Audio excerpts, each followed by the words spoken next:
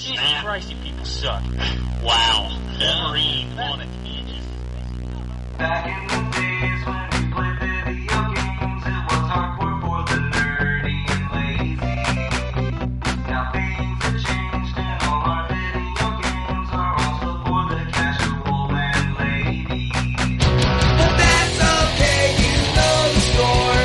We told you a million times before. Playing consoles, not just games, is in the past. And every week you listen to the best damn internet radio crew. It's the N4G podcast. It's the N4G podcast. All right, it's time for another week. N4G Radio. It's episode 628 for November 23rd, 2020. And on the show this week, we got a packed house. We have Anthony. Hola. We have Jay. Ohio. Ohio. We have Drew. Hey. And we got the Wombat, too. I'm going to say Ohio gozaimasu because I respect you more than Jay does. I don't respect any of you, so I'm just putting that out there. It was, it was that's intentional. Whenever you say that, though, I think of Gambus, like, butchering the pronunciation of it. Always makes me laugh. Oh, goodness gracious. So, video game consoles are out. Most of the video games are out. We still got a couple. But we're going to talk about video games today. Anthony, you want to get us kicked off talking about video games? Yeah, sure. Sunset Overdrive is done. Hey! Yeah. After I'm done those DLCs, I'm never touching the game again. I could not finish the second DLC, the robot one. Apparently, I think that's the first DLC, technically. No, the ship, Okay, the then DLCSEA is the first one. I don't think it's actually called that. You fight the DLC monster. Yeah, that was But the joke, though. Yes, I know. I forget it what went it's over my called. head. It went over my head because the DLC is not called that. I But forget the what it's oil called. rig is the DL or whatever. But anyways. Oil rig something. Yeah, That one's I fun. don't hate that game. The DLC was better than the main game because it was better set up for grinding and moving than large portions of that city is. But that's done. You know, it's a good game. I'm glad I never paid full price for it. What else have I been playing? Tetris Effect Connected. I went on and competed because there is a multiplayer mode that allows you to go head to head with somebody else, and I was crushing people in that yesterday. And what else have I played? Going through the list quickly in my head, of thinking that there's nothing else. So Supraland. Sounds like I'm saying Superland. That is not the case. Is a first-person. I'm gonna say Metroidvania, even though I don't really think it does a good job of kind of. So you'll go through long portions of this game without being able to like go back to the other areas with your abilities, to the point where you get these upgrades by having these new abilities that are kind of pointless. They're usually just weapon damage upgrades. I think the humor is a bit flat. It's not really funny, even though clearly they're trying, and the puzzles are too obtuse. When this game is really good, it's the puzzles. The main puzzles are really smart, but not overly complex. I don't feel like I'm having the aha moment that you should have in a puzzle game.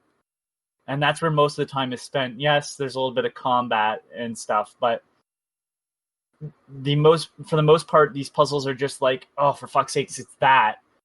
And it's like not really a good, oh, I'm just dumb sort of moment. It's like, how would I have ever thought about that? That's not a mechanic you have taught to me.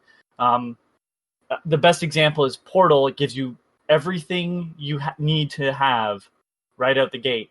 And it slowly teaches you the ways you can use it. So at the end of the game, you are having the moments. I got that. I understand that now.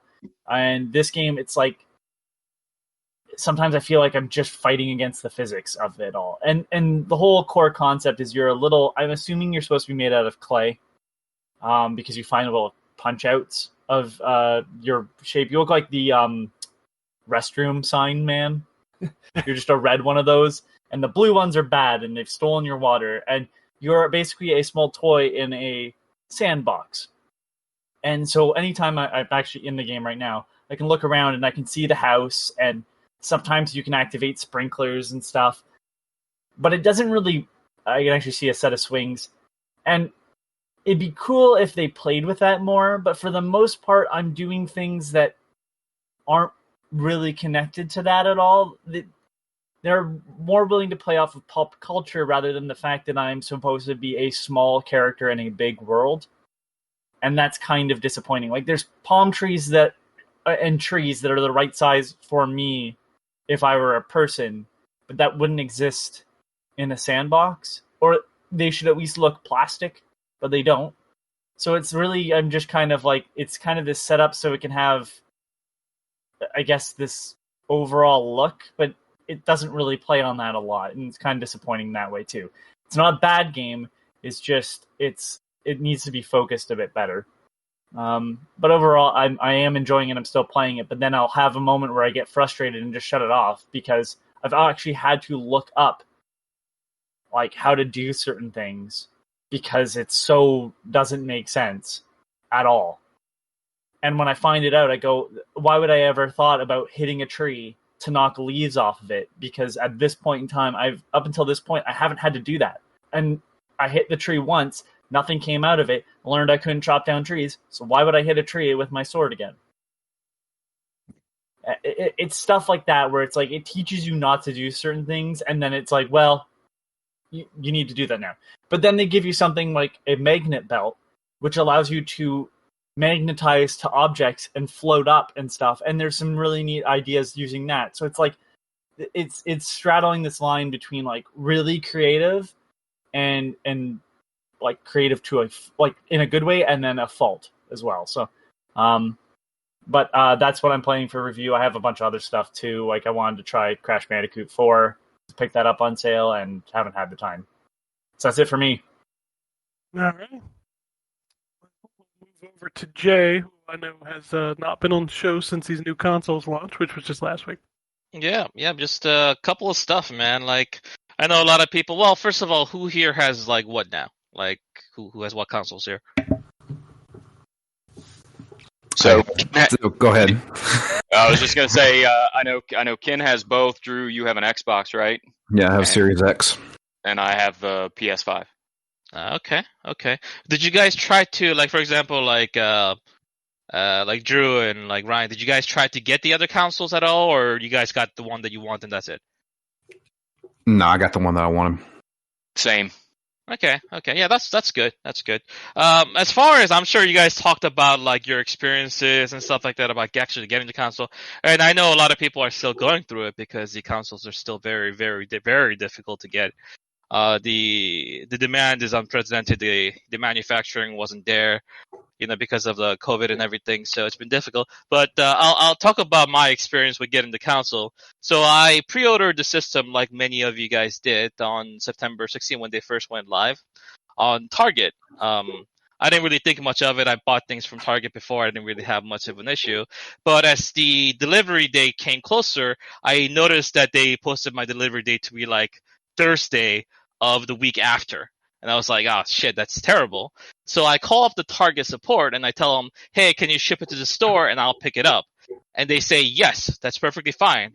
I'm thinking to myself, great. They say I can pick it up on Friday of the launch release. And I was like, well, that's the day after, but that's perfectly fine. So after I get the confirmation, I take that Friday of the of work off. Just spend the last few hours of my PTO that I have left over on Friday. And as it approaches, I noticed like a couple days before the release, it hasn't updated. It's still slated to come on Thursday of the week after. So I call up the Target again and say, yeah, we don't have any record of you ever calling us to make that change ever. And that is not even a possibility that we offer. And I was like, what the fuck? Who was I talking to? So I'm talking with them. I'm trying to get it escalated away. Pretended to make changes to my order, and then did not do it on the representative that talked to me initially. Speaking like one of the higher, and then that's never remotely a possibility at all. Once the label's printed, that's kind of it. Sitting here, I've never been so disrespected as a customer. I have So nothing but horror. I had the upper get up on Target, and initially I thought to myself, like, yeah, Amazon will probably be more reliable, but I already have. So it's like, so never shop at Target. That's my PlayStation 5 story. All right, so you were talking about your Yeah, the ultra wide monitor thing. ultra wide monitor. Yeah, sorry, I'm gonna have to edit this thing together. It's such a pain. Craig, fuck you, Craig. Craig, you used to be so cool, Craig. I don't know what happened, man. It's got a big head because of his starring role in Halo. Yeah, really. All right. I keep forgetting about that. It's so good. They did name him Craig, so that makes sense. But yeah, getting back to it, basically, it's just note that if you do if you want to buy an ultra wide, then you have to be ready with like a pretty beefy graphics card, because it does the extra resolution means that you have to have more power to kind of support that. And my graphics card is aged at this point. I'm trying to get a 3080 or 6800 XT, but they are much harder to get than even the new consoles. So there's been a struggle for that. But yeah, ultra wide, super cool. I also tried out the Amazon Luna. Did any of you guys get the invitation for that? Nope. No, I did not. Oh, okay. So it's like, it's basically Amazon Cloud Gaming, right? It's like their version of like Stadia and all this other stuff. And I wanted to try it just to see how well it works, because Amazon Cloud is pretty awesome as far as their speed potential and their consistent speeds. So I wanted to see what that would mean for gaming, if implemented correctly. And I gotta say, it actually works pretty well. Like, as far as the ones from all the different ones that I've tested Stadia, I've tested PS Now, I've tested. There was one other thing that I tested, I forget the name of. But out of all of those, I would say that it's probably the most stable connection of the bunch, as far as just kind of responsiveness of the controls and everything. I tried out games like Control, Sonic Mania. The games you have to kind of be really quick on. But I will say, as Ken has brought up, and as the rest of us has brought up, like the resolution, the color, saturation, and everything obviously takes a big hit when it comes to these kind of games. And they currently only support 1080p. They're gonna support 4K later down the line, but I have like a gigabit internet connection hardwired into the PC while I was testing, so it was near ideal situation, and the game still didn't look so great. And it did have some stutters here and there, which weren't super common, but I mean, they did still present themselves. But I could see it. Like, if this was the only way that you could play games, or this was the only way that's just like practical for you to play these games on your computer that has a really nice internet connection, then yeah, I could see people enjoying it, because it's not that expensive, especially for early access, like $6 or $7 a month or something like that. So their library is growing. That's because you've got to buy the channels. Yes. So you start out with the Amazon channel, which has its own share of games. But if you want to buy like the Ubisoft channel, you got to pay extra and things like that. So it gives you an opportunity to kind of save costs, to not purchase channels that you wouldn't use. Like, for example, like I have no use for the Ubisoft channel. I'm not going to play any of these games. But if they were to increase my price just to have them included, then it would be bad for me. So I think this whole channel idea is actually pretty good. That way you can kind of pick and choose the games that you want to play. And ultimately it comes down to something like, hey, if you want to play like Valhalla, and then once you're done with that, you want to just unsubscribe from that channel and just keep the other stuff, then you have that option. So I think it's good. I think it's one of those services that is worth watching. I don't think it's going to replace, local gaming or anything like that, but it's always nice to have more options for people to have to play games and stuff like that. So that's nice. As far as like the games goes, I think who else played Demon's Souls here? I played it. Yeah, I have not yet. I haven't bought it yet. Okay. No, I'm waiting until I finish a couple of things I have already. Yeah, I mean, it's so nice that we get like Bug Snacks and Astrobot just within the system if you have PS Plus, and those two games are already really quality games. So even if you buy the system, you already have something to play at least for like 2-3 weeks, which is really nice. But Ken, now that you played a bit of Demon Souls, what's your take so far? I mean, visually and the loading stuff is all very, very nice. I still buy that Demon Souls is a bullshit game. Okay. No, I played through the first area, because that's literally the only time I played, and like going through the level, the enemies, the fighting, the combat, none of that is hard. I died twice. You want to know how I died? Huh. One time, fucked up camera and I fell off a ledge. The other time, I got stuck in a corner and enemies bombarded me and I couldn't hit them or get away from them. I couldn't roll because they had me locked into the corner and I couldn't swing my sword because it kept hitting the wall. Yeah. So it's like the combat and the enemies and the bosses and stuff is not the hard part of that game. The hard part of that game is the bullshit that it throws at you. And I think that's always kind of been my issue with those games, that and the fact that, you can do that and then you die and it's like, well, do it again. Mm-hmm. And it's like, I ain't got no time for that. That game's like, what? If you play through that game, how long is it? Like 30 hours? I beat it in 16 hours. Okay, but it's still 16 hours, but I'm gonna redo a bunch of shit. Like, I ain't got no time for that. Definitely. And the thing is, like, if your main problem with Demon Souls was the frame rates and That's the all visuals, gone. yeah, that stuff is all gone. This is most definitely. I think there's no doubt that this is the best version of Demon Souls you're ever gonna get. It plays like it plays better than the original because they give you more options. Like you have more options to like roll in different directions at any given time.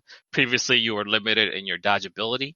There are certain things about like being able to, when you unlock a certain thing, you're able to teleport to different areas from one stone or one arc stone. So you don't have to go back to the Nexus and then go to the next area, walk over to the other arc stone and do all that stuff.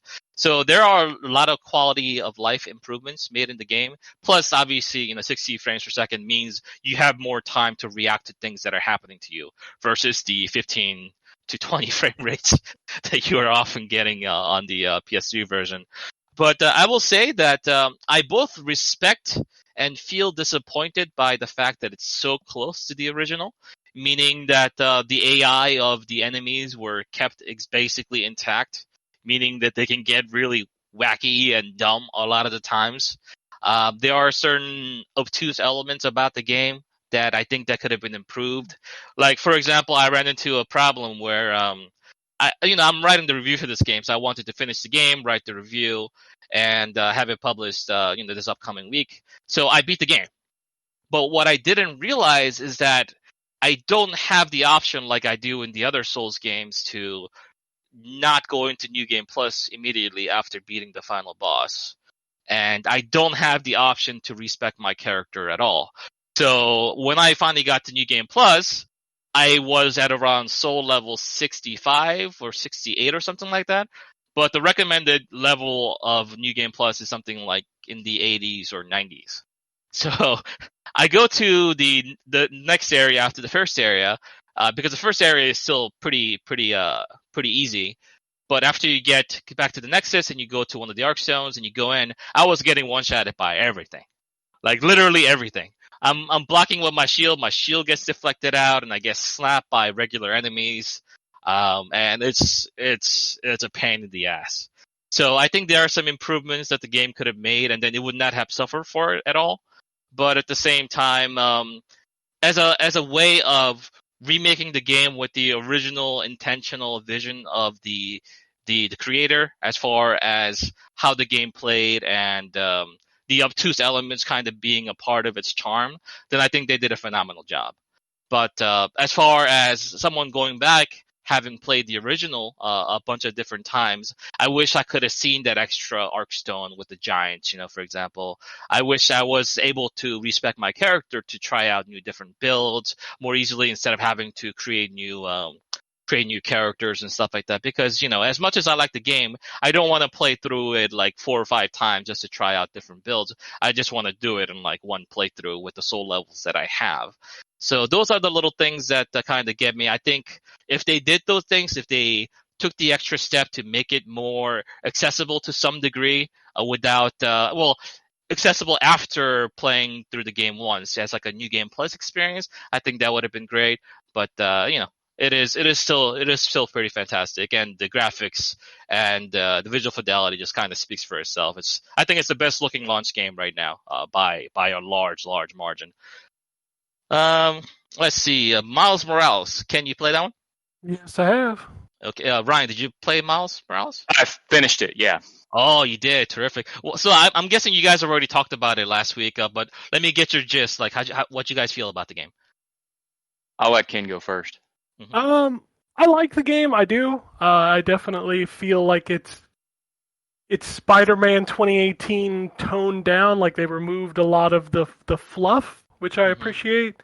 I just feel like it's very much just Spider-Man, and that's good because that was a good video game. I will say my opinion on it varies slightly from Ken's. I think that they did a great job of differentiating Miles from Peter Parker. I think the way the combat plays out, especially as you get deeper into the game and add different powers, is a nice change of pace. I was nervous as to how they were going to, or as to whether or not they were going to be able to sort of tell as engaging a story as they told with the first game, considering for a lot of people don't have the same familiarity with Miles as they have with Peter Parker, and the fact that they were going to have to tell an engaging story in his universe in a much shorter amount of time, I was skeptical about, and I thought they nailed it. I thought the story was just as engaging as the first game, and I thought it was and I said this on Twitter, I thought it was a perfectly Spider-Man story. Like the best Spider-Man stories are all connected to both, the human character and the superhero character.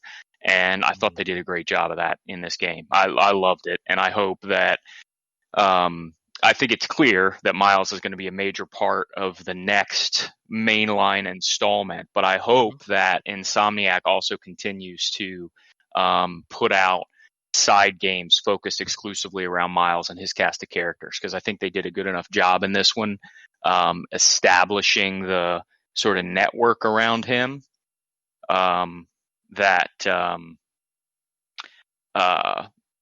I think they've got enough base there that they could continue to live in that universe, kind of both combined with Peter's and separately. And the one other thing I'll say, without any spoilers, is that the game does a fantastic job of not insulting your intelligence. And if you think you've got something figured out, there are some games where it's like you figure something out and you're like, oh, now I got to sit here for 6 hours while the game slowly explains to me what I already have figured out. Yep. This game, it's like, as soon as you figure it out, it tells you, like, yes, this is what's happening. Ryan, I was playing the game like 2 days ago, and I had the exact same feeling that you just described. Because I was like, I sure hope that they don't extend this whole thing, like drag it out to be some kind of revelation when it's still goddamn obvious. And I'm so glad that they didn't do that. So yeah, they did a really good job, I think. I'm as a huge fan of Spider-Man, not just of Peter Parker, but also Miles Morales and just the Spider-Man mythos as a whole. I thought they did a tremendous job. Yeah, as someone that's like loves Spider-Man, I'm not much of a comic book reader, but I watched the old, I think it was on WB. Remember the animated cartoon? Yep. I think Amazing Spider-Man or something like that. I forget what it was called, but Yeah, they had a couple of them, but yeah. yeah. So I used to love that show. Just around the time when like the Superman show was going on, and of course the legendary Batman the animated series was going on, and I loved all of those shows. And Spider-Man, as far as like a superhero goes, I think I find him to be the most relatable, and he's definitely my favorite like Marvel superhero, as you know. And I've always wanted to get more into the lore of the universe of Spider-Man, but I didn't really know much about Miles Morales. The only thing I knew about Miles Morales was watching Spider-Man into the, was it multiverse or something like that, or Spider-Verse. Yeah, Into the Spider-Verse. yeah, Spider-Verse, yeah. So that movie, it's been talked up to death, and it is really fantastic, and I enjoyed it quite a bit. And I like the fact that this game has its own take on the Miles Morales. So it feels like it retains the same kind of core elements about his own self-discovery, about his self-worth, and his own character.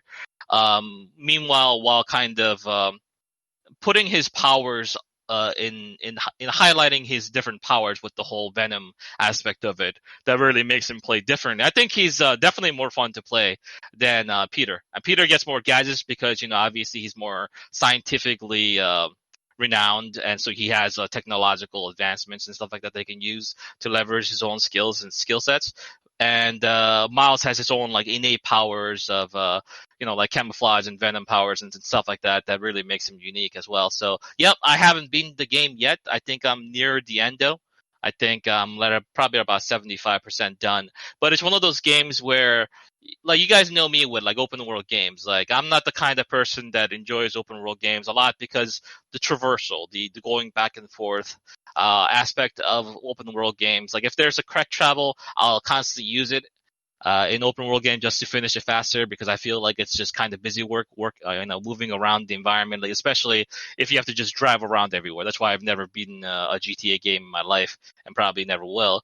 But when it comes to Spider-Man, just the initial feeling of pressing that R2 button for the first time, playing Miles Morales, I was like, I got that feeling of like, oh yeah, I forgot how good this feels, and it feels even better with this, consistent frame rate and the visuals and everything that's been upgraded, and just kind of zipping around everywhere is just so enjoyable to do. And I'll see a situation like, oh, it's 3,000 feet away or something like that, and I'll think to myself like, yeah, I could take the quick travel and get there in the matter of like a second, or I could just like zip around, swing around the city, looking for items to pick up, and just kind of do some tricks and do some interesting things along the way. And I would choose the latter like 95% of the time. So that really speaks to the game and how fun it is to play. And also the combat, like Ryan brought up, it's very fluid. You have a lot more choices in the way you approach combat.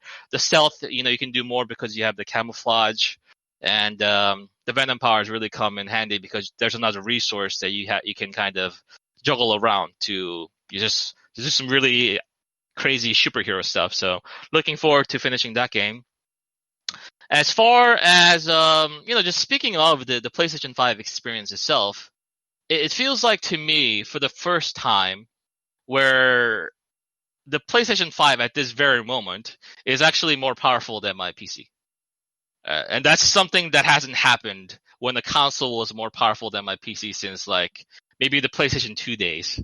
So it's nice. It's just nice. It's not even just the graphical capability, but the loading, how quick and how quick and snappy everything feels. And Ken, I know you said the same thing about the Xbox, about how quick everything is. I think they do something even crazier with the quick resume stuff, right? On Xbox, right? Yeah, I am not using that stuff, and it's because I don't know if you've seen all these issues online, but like PS5 has rest mode problems, external hard drive problems.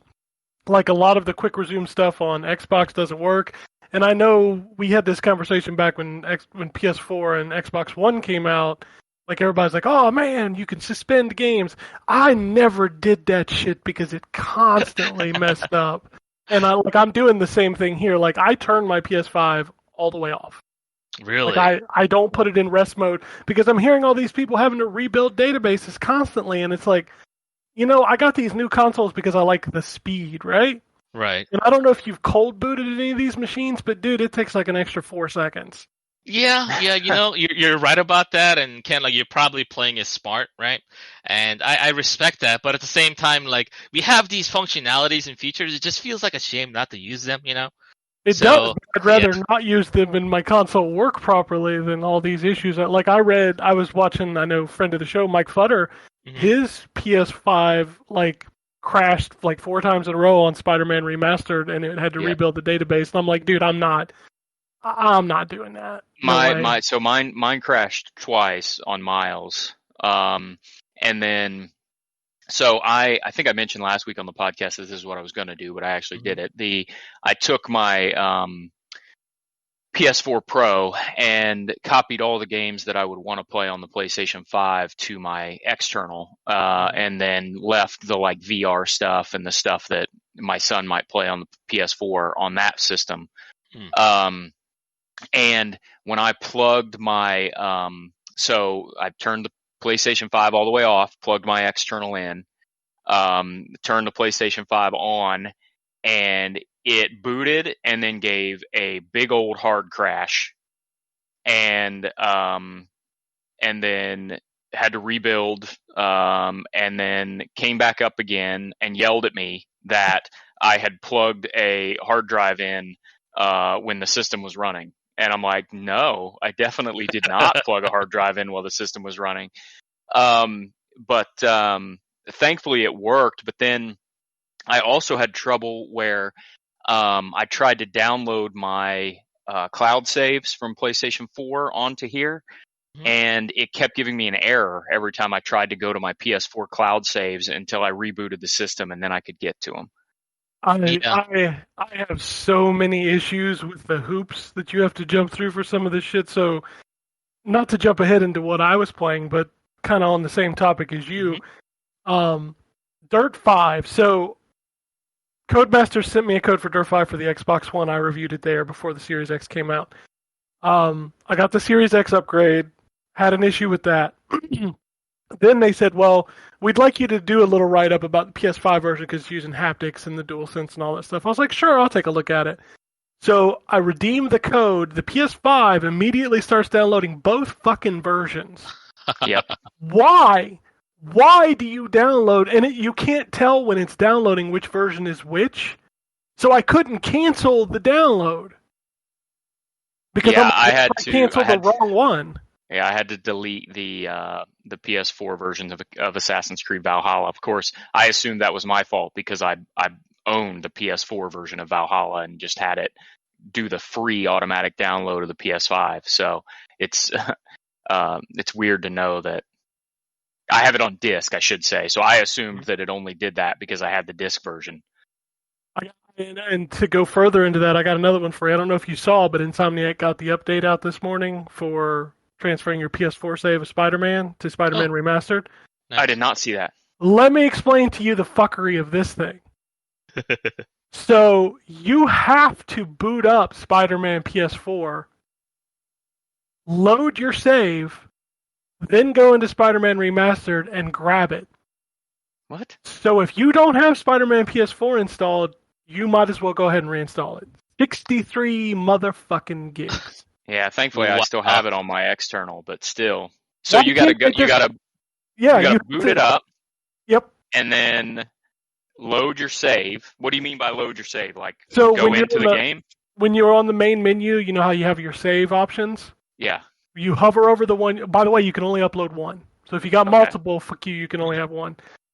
You hover over the one that you want to load, you hit the R1 button, it uploads it, you exit out, you boot up Spider-Man Remastered, you go to the save screen, you hit R1 again and download. Why can't I just pull it from the fucking cloud? Yeah, it doesn't make any sense. Yeah, that's crazy. I figured you'd be able to pull it from cloud. And the worst part is, I gave away my copy of Spider-Man on PS4. Well, then you can't transfer your save. Well, that sucks. Yeah, like I didn't. There was no extra instructions on how to do it. So what I did was I went and booted up Spider-Man Remastered. It said download save. I was like, oh, it'll pull it from the cloud. So I hit the button. Nah, Not gonna do it. I'm like, all right, I'll go download the save, like from the PS4 cloud to the PS5 storage. Did that, booted it up. Nah, we ain't gonna pull it either. So I went to the thread on Twitter where they announced it, and the guy's like, yeah, you got to install Spider-Man PS4 and upload it and then re-download it. So I had to sit there this morning and download 63 gigs just to transfer. Now, once you transfer your save and you load it, boy, it pops all your trophies. Like, Nice. I got like 50 trophies pop this morning when I. I'm glad loaded. that they did remedy the backwards trophy progression thing. I mean, but for what games? Well, yeah. I mean, I meant for Spider-Man specifically. Yeah, like but- the thing about the thing about the PS5 is like all of this stuff that like just naturally happens on Xbox. Like the thing that drives me crazy about PlayStation is having to manually download your saves, because like if you download a game and you boot it up and you don't have the save downloaded, you can't download it from within the game. Like you have to download it in the PS5 menu. And the scary part is what if you boot that game up and you're like, oh shit, I need to go download my save, and you accidentally make a new save and it uploads and overwrites the one that you got on the cloud? Like that thing is so inelegant, and I absolutely hate it right now. Like whereas on Xbox you just boot the game and it's like, hey, we're gonna grab your latest save. Cool, you're good to go. Yeah, they should have implemented that element too. I didn't know about the save thing. I went through the same thing. So I booted it up. I had my PS4 games transferred over to an external SSD. Plugged it in. Game showing up. Looks nice. I opened up a game to test it out. The loading times and everything is nice. But I noticed that my save wasn't there. I was like clicking around the actual game, like pressing start on it to see if it's like, hey, download the save or something like that. It's like there was no option to do that. So I had to go to the options, the settings, and then I downloaded I think something like 6 gigs worth of saves of like PS4 games. Yeah, which you can't put on an external drive either, which is just what the fuck. Well, I mean, it's saved. It's not. You're not saving that much space for You just 6 gigs. 6 gigs is nothing in the scope of things. It is when you only have a 600 gigabyte hard drive. You need every inch of space you can get. That's 1/100th of the drive. I think I'll manage. But yeah. Given the fact that we don't have the option to have the SSD external, the expansion for PS5 yet, you do kind of need to watch your space. But there are a lot of these early adapter pains that I think we're going through for both systems. I personally have been using rest mode, as I have used it constantly on the PS4 as well. I will say that the only time that I've ever had problems with the rest mode on the PS4 Pro is when I lost power. And if I lose power and my system goes offline, then I have to rebuild the database. And that was a kind of pain in the ass. But I mean, there was a power outage. What am I going to do about it, right? So in that way, I think that's probably the same. I've been using rest mode with Miles Morales, and I haven't seen any issues with it just yet.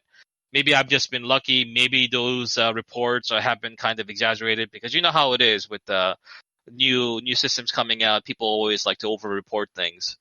But, sure, absolutely. But I've seen a lot of people that I know running into it as well, and I know I ran into the Series X problems, which, by the way, I will not play Call of Duty anymore on Series X. Well, why not? It's crashing systems left and right. Like crashing as in bricking them, or just kind of just shutting the system off. Oh, what the fuck? Yeah, like it happened to me twice, and at both times I had played Call of Duty, and I'm like, nah, dog, I'm good. Yeah, you don't want to play Call of Duty that bad. No, it sucks because I'm reviewing it, and like I'm enjoying it. Like I'm enjoying the game. Like the campaign is good, the zombies is good, the multiplayer is good, and I'm like playing it. But like here's what'll happen. Like you'll start playing it, and at first it's fine. You know, it's all running beautiful, buttery, 60 frames a second. You know, oh, this feels good. All of a sudden it'll start stuttering. Oh. And then you're like, huh. And then all of a sudden the Xbox will just go, ba-da-doop. That sounds like a memory leak problem. Yeah, and I was like, so they're going to patch Call of Duty at some point, which is fine, but when it kills your system, you can't even turn it back on with a controller. You got to get up and go over and press the power button. I had that as well. On the same game, Drew? No. Which game? So you had it on Mortal Kombat, right? Yeah. Mortal Kombat 11 did the exact same thing. This thing hardcore crashed. So I was in the crypt. So it wasn't like I was really fighting anything. I was just running around the crypt opening up chests. Yeah, but the crypt is the most demanding part of that game. Just look at it on Switch. Yeah, no kidding. But yeah, I was just running around the crypt, and I sent you a picture. The whole screen turned white, but you could still see outlines of stuff, and it sat there for I about. think that was a different problem because like mine literally just goes black screen and the system just shuts off. Well, mine went like that for about a minute, and then it went and turned off my Xbox, and I was like, okay. I know I moved mine from being horizontal to vertical, and now I've got it on its own stand outside because that motherfucker puts out some heat. From the top exhaust, right? Yeah, the top Yeah. so I had it in my entertainment center, which has like a roof over top of the Xbox, Mm-hmm. and I would notice after like 2 hours of play, I'm like, dude, it's real hot on the roof of my entertainment center.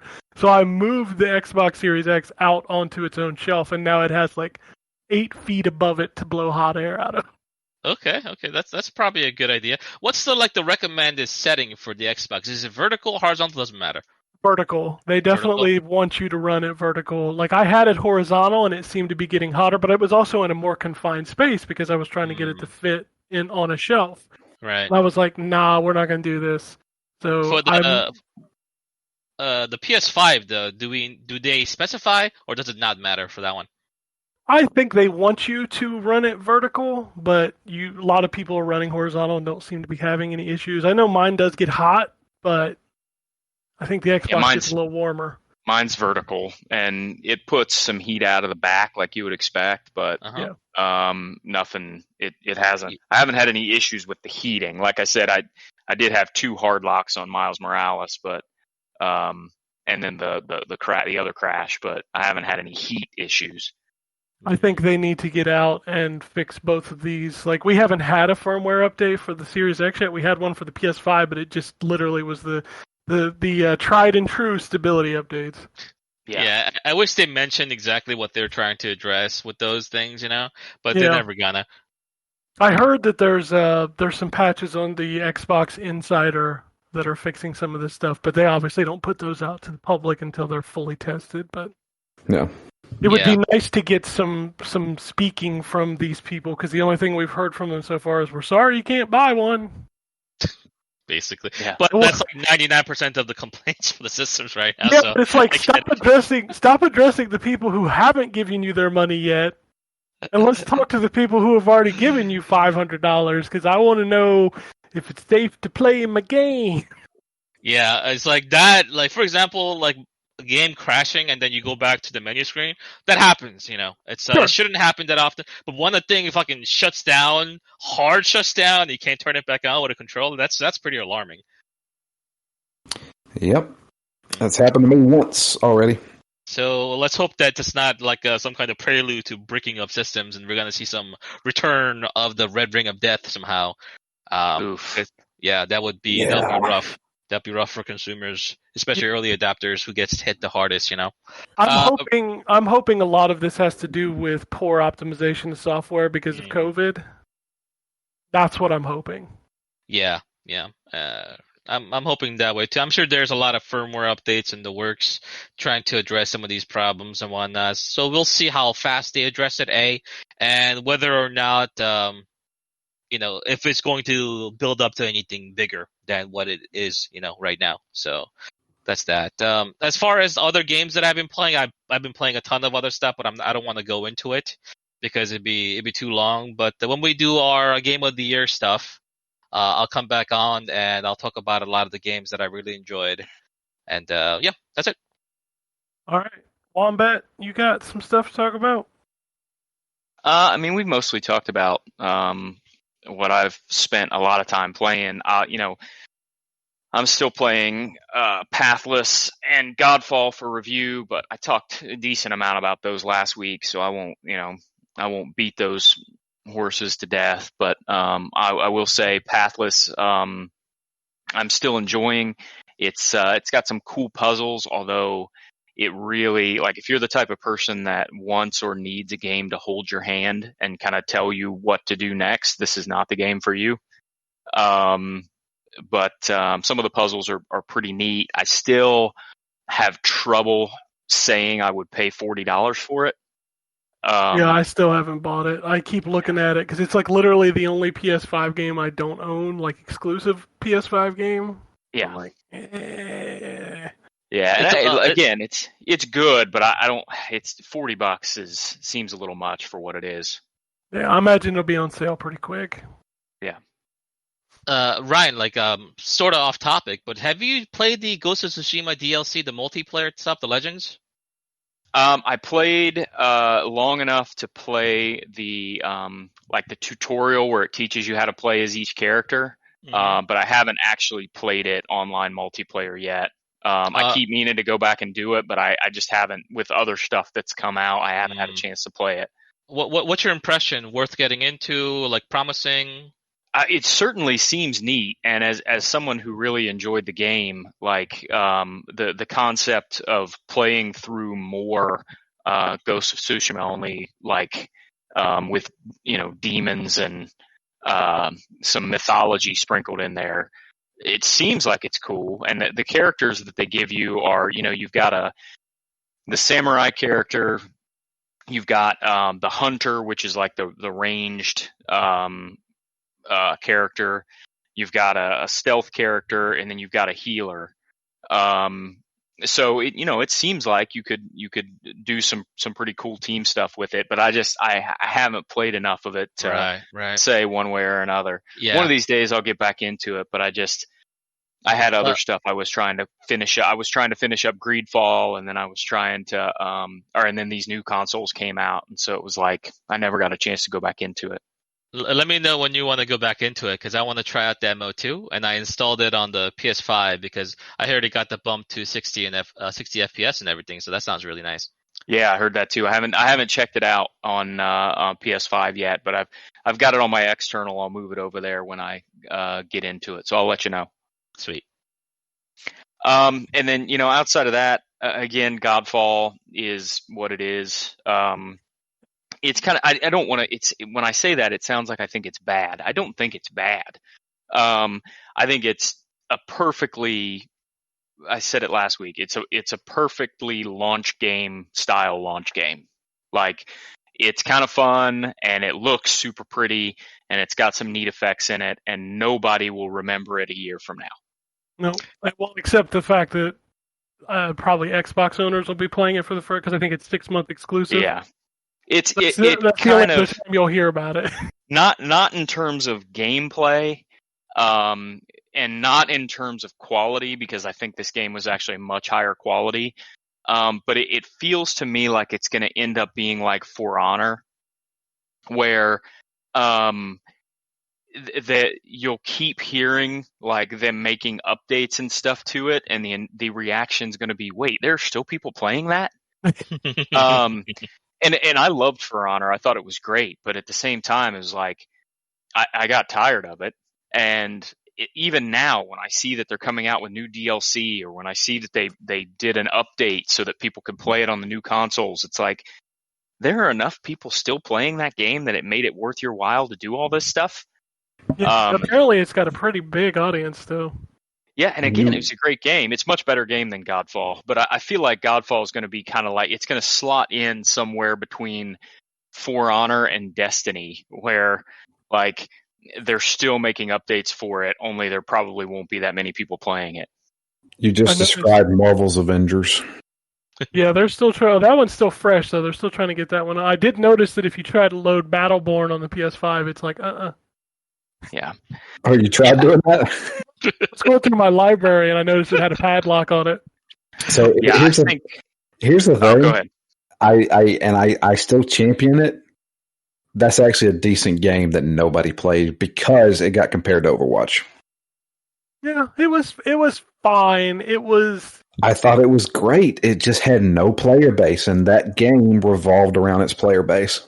Yeah, I don't know. It was fine. A lot of games come and go, and you forget about them the week after. I know, like you said, Marvel's Avengers. Like, I guess there's an update coming out December 8th to finally add the first DLC And character. Hawkeye. Yeah, well, Bishop. Yeah, It's still Hawkeye. I understand that, but she's still Hawkeye. people think of Hawkeye now. They think Jeremy Renner, and nobody wants to think about Jeremy Renner. Here we go. He had to throw that jab in there. Well, he won't be in the next Hey, movie. Let's just say that. He had his own social media platform where all you did was like Jeremy. It's a social media platform where all they did was talk about Jeremy Renner. So It's there's true. like two members. Way more than that. You could pay to have him notice you. He's up his own ass for something else. Boy, Yeah, you're really making the case for him right now. I don't like the guy. Remember, he failed his way upward somehow into actor and then singer from being a Failed his makeup way artist. into a Jason Bourne movie and completely destroyed the Oh. franchise. To the point where they're like, what if we brought back... Why did we ever get rid of Matt Damon? I don't know, man. I watched that. I watched that Bourne movie. He wasn't the problem. The script was the problem. He was fine. I don't know. Well, then- He's kind of a problem. He had his own like clothing line on Amazon. I swear to God, it's just. Ugh. He's very easy to make fun of, but I have nothing against the guy, so I don't know, man. I don't think he's that good of an actor, to be perfectly honest with you. Hmm. I find him to be like just above a Fox recurring actor, truthfully. Oof. Just above Ice-T, huh? No, Ice-T acts better than he does. Come on. Hey, did you see Surviving the Game? I did not. Was it good? Oh man, Ice-T's been on SVU love for that. like 20 years. I loved Surviving the Game when I He was is the like longest 15. running cast member of SVU. I don't Yeah. watch the show either. I mean, it's been on for like 20 years. My wife watches every single episode. We used to watch it, but we stopped watching it like, I don't know, probably 6 years ago. Anything else, Wombat? What else you got? I booted up MLB The Show 20 on my PS5 to see how the load times would be improved. And man, it loads so much faster. That's a game that can be a little audacious with the load times. And it loads in a snap now, and it's not even optimized for PS5. It's just the virtue of the hard drive itself. So other than that, I haven't really booted up any other PS4 games on PS5 yet. I did play some more Assassin's Creed Valhalla, which I'm looking forward to playing some more of, but I can't say that I've played enough of it to really have much of an opinion on it outside of saying, it's an Assassin's Creed game. It definitely is one of those. Yeah, I'm probably, 2 hours in, and that 2 hours was really just me kind of futzing around and enjoying myself in Norway and You haven't even got to exploring. the title crawl yet. Oh no, I'm not even to the first so this isn't a spoiler, but at the beginning, the first real mission objective you get, you do a couple things and then it tells you to go home, and I still haven't even gone home yet. I've just been riding my little long ship around and going to things that I probably shouldn't yet. And I saw a Eagle Tower, or it's probably a Raven Tower in this one. And I'm like, oh, I should just go unlock that because I'm relatively close. And I didn't really pay attention to the fact that, so the map is just like Odyssey, where there are sections of the map, and each section of the map has a different recommended power level because the enemies there are stronger. Which, by the way, is my preferred way for games like this to handle leveling and loot, where you're not scaling, where the monsters don't scale with you. There's just areas that are always going to be level 1, 2, 3, 4, 5, and there's levels that are always going to be 200. But I wandered into an area, and after I landed on shore and started walking there, it was like power level. I don't even remember, something ungodly. My head wants to say 280, but I don't even know if that's possible. So it may have been like 28 or something like that. But it was something that was so far removed from my 3 that luckily I was able to just kind of sneak my way to the tower, get it unlocked, and leave. Which I enjoy stuff like that in games. I like sort of wandering or sneaking into very high level territory and just trying to see if I can nab a couple things. So I appreciate that the game gives you that opportunity. But yeah, that's really all I played. Most of my time this week was I heard spent that game finishing is like Miles. 100 hours long. Is that true? I'm sure it is. I know yeah. Ken's played a lot more than me. Jesus. I spent, I think, and I never even finished the second DLC, and I also didn't 100% the game, but I spent probably 89 or 90 hours in Odyssey. Yeah, that's and people complain about like the length of like JRPG games. So look at those fucking Assassin's Creed games. They're insane. Dude, every Ubisoft game this year is just like, and every year is Yeah. truthfully Yeah. just like, I mean, if you look at my Watch Dogs Legion, I finished the main game, and there is, first of all, an infinite amount of missions because you can just keep recruiting people, but then like there's still side missions I just didn't do. Yeah. And diversions and stuff, and it's just like there's so much to do, and it's like some point you just go, I'm not doing all this. I think I stopped playing Odyssey at around 75 hours, and I still haven't finished the first DLC, I don't think. Yep. And I didn't even 100% the main game. I just completed, I think, 2 of the 3 endings. I still never hunted down all of the mask people. So Yeah, it's seems like a pretty meaty game, but Yeah. it seems like people are enjoying it. So if you like those games, you'll enjoy this one too, I guess. Yeah, and Well, for me, obviously, open world games like that are my jam. So, it's sort of right up my alley. anything else? No, that's really it. I'm, looking forward to playing some more Valhalla and getting the Pathless and shit. Now I can't even remember the name. Godfall. It hasn't even been a year. You already forgot. It hadn't even been 10 minutes. The problem is I just finished Greedfall, and so every time I talk about Godfall, I always want to say Greedfall instead. By the way, if you haven't played it yet, take a very small portion of the amount of money you were going to spend on Godfall and spend it on Greedfall instead, because it's a much better game. Yeah. And we can't forget that a lot of these games are $70 on PS4. So Yes. Yeah, there's like a weird shock walking into a store in Canada and seeing $90 for a PS5 game before tax. I'm like, oh god! Yep. Oh, there's Demon Souls for $90. I went, yeah, I can't do this. I can't. Just to make sure, Xbox isn't doing the same thing with their own first party stuff, right? No, It's still it's 60? still $60. Okay. Good on It'll be Xbox. Game Pass. I mean, as of right now, yeah, it'll be interesting to see because let's be fair, Microsoft didn't really have but one first-party game at launch.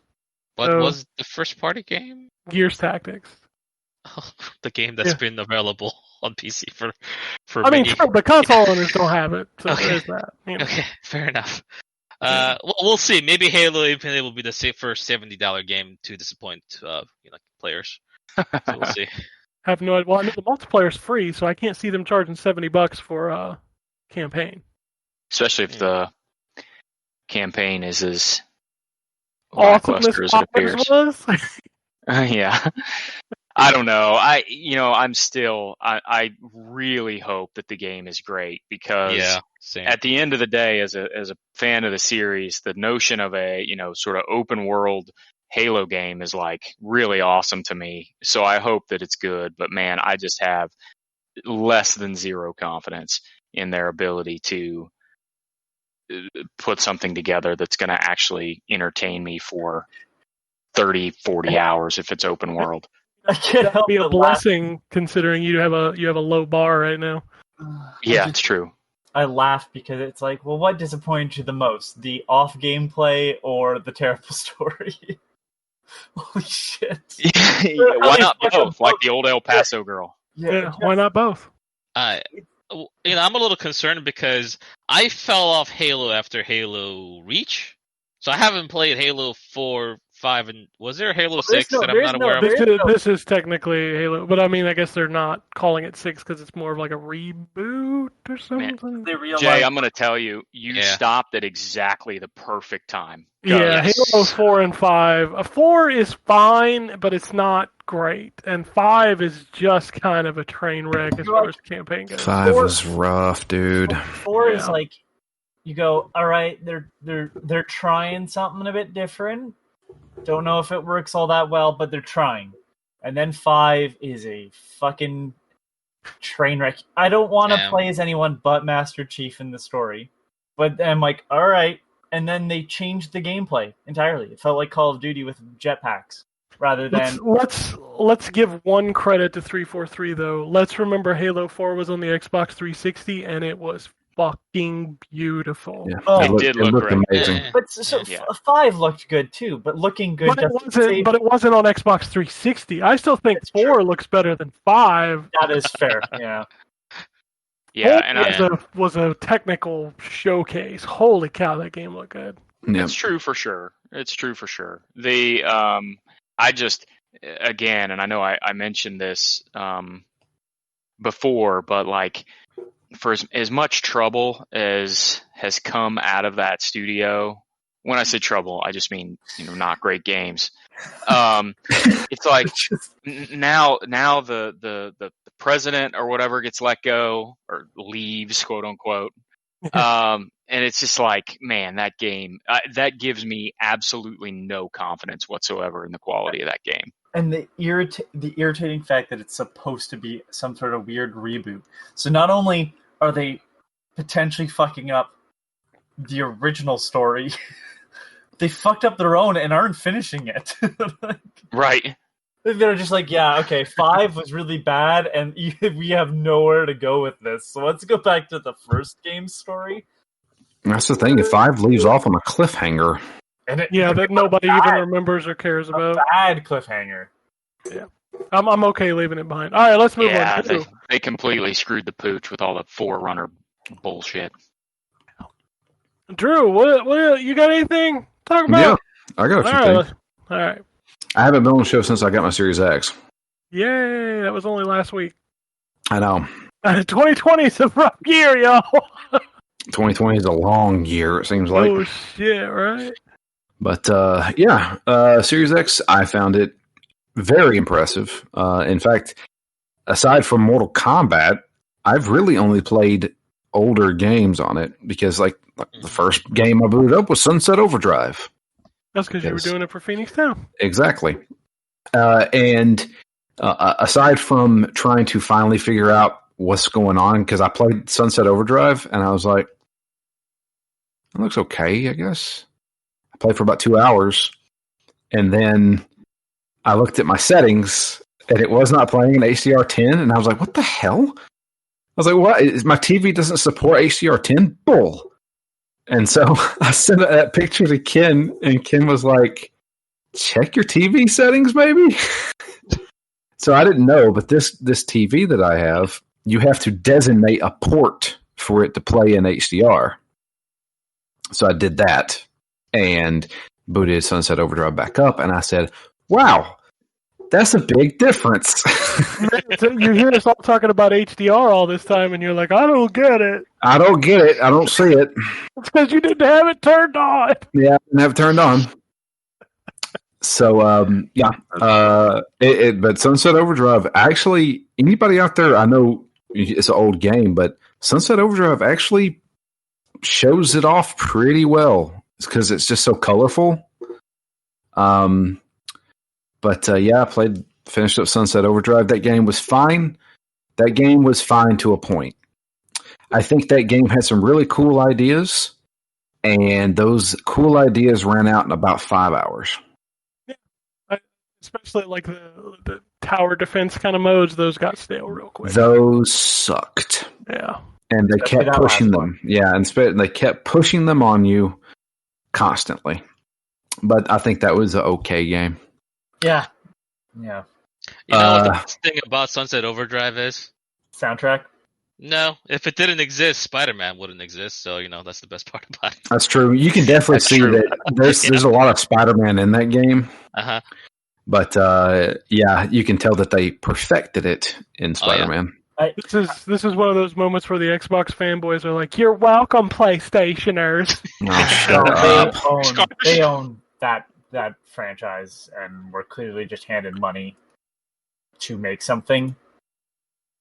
I've been trying to figure out a series of game, like a game that they've made that is worse than Sunset Overdrive. Fuser, what was that game called? Fuse. Yeah, Fuse. Yeah, that game was not. that's about it. Other than, But remember when Android Fuse was supposed to be something different? It would have been a lot better if they hadn't changed it. Well, I mean, the visuals would have been a lot better. It was also supposed to be more comedic. Overstrike, which is weird to think about because it looked like Overwatch. That's probably why they changed it. But 2013, Blizzard was working on. but wasn't it still their big? Yeah, thing? but the artwork was out there. So Was it? I don't Yeah. think so, man. That was still back whenever it was going to be Titan. Titan. But that's what I'm saying is the Titan Yeah, but Titan was aesthetic. realistic. Titan was not realistic. It was cartoony. I kind of miss Resistance. I think the last Resistance game, like Resistance 3, is a very underrated game. I hated those games. I mean, Really? those games Yeah. are okay. I mean, they're basically like the bottom barrel of like top quality FPS. I don't know, man. I thought the first one was good. The second one was mediocre to bad, and then the third one was legitimately good. Like The as third a one was close co-op fine. play. Yeah, Uh, I mean, I enjoyed those games, but I've never once said I need another Resistance. I still haven't. I never played the third one. Third The one's third pretty one's good, right? probably Yeah. my favorite one. Yeah, it's the best one, especially if you play co-op. Yeah, very good. Yeah, I'll agree with your assessment of the first two, though. All right, Will we Drew, see? what else? Will we see another Killzone?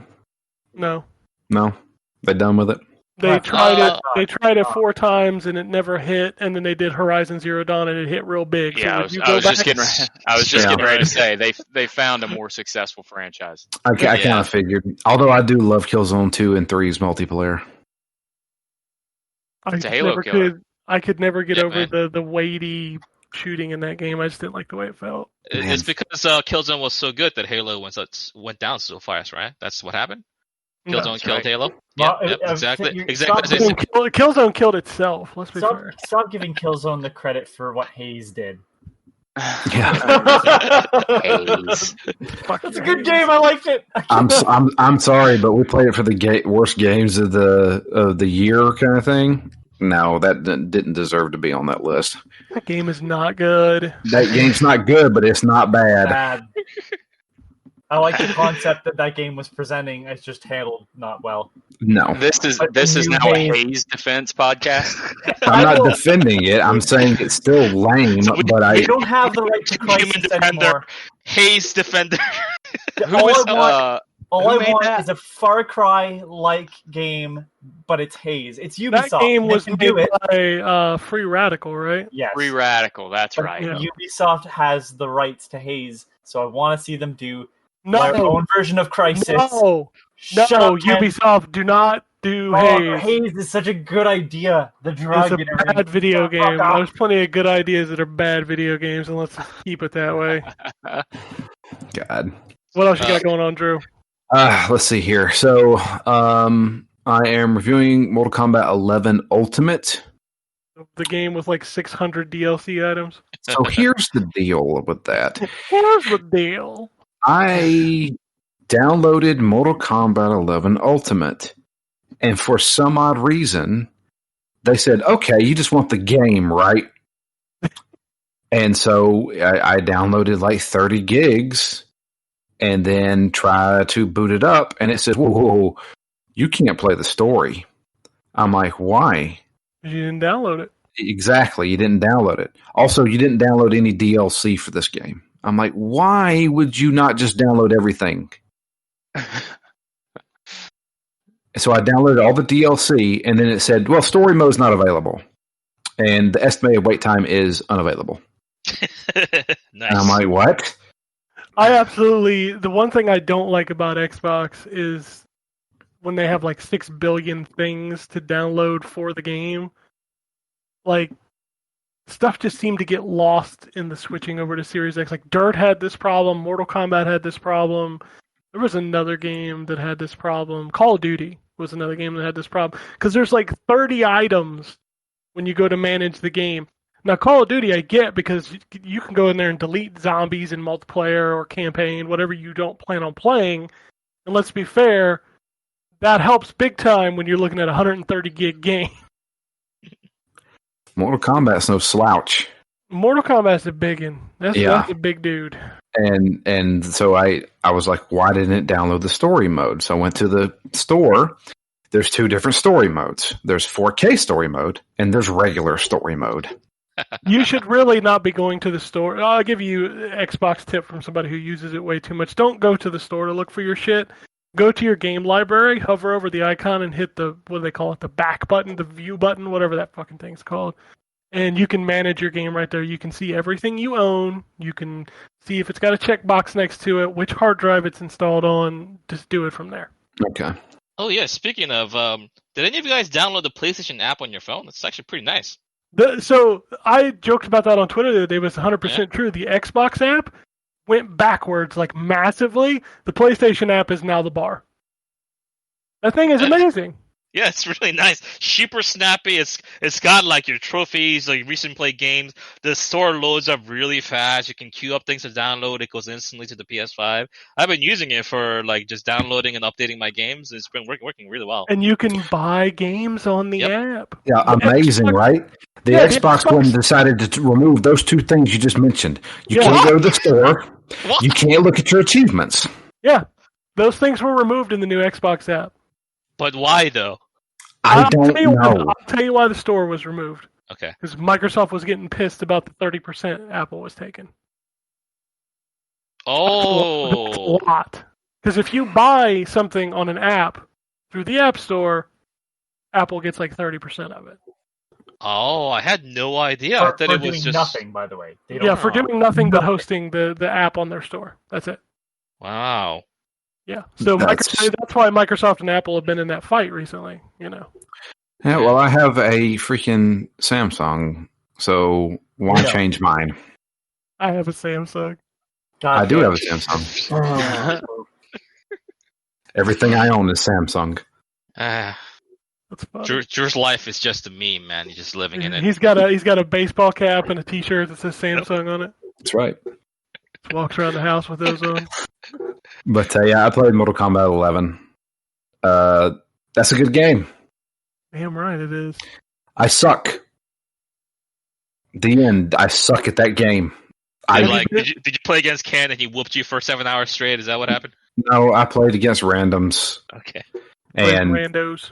And just got the crap beat out of me. I can't play those games. I cannot. Like, honestly, the only fighting game I can play now is Street Fighter 4. I can't even play 5. Drew, did you know there was a button you have to press to block in Mortal Kombat? You don't hold back in Mortal Kombat. Exactly. Yeah. Yeah. That's one of the things that always throws me off. Like just instinctively, I'm almost like I'm holding down and back. Why do I get hit by that? Got to pull the trigger. Yeah.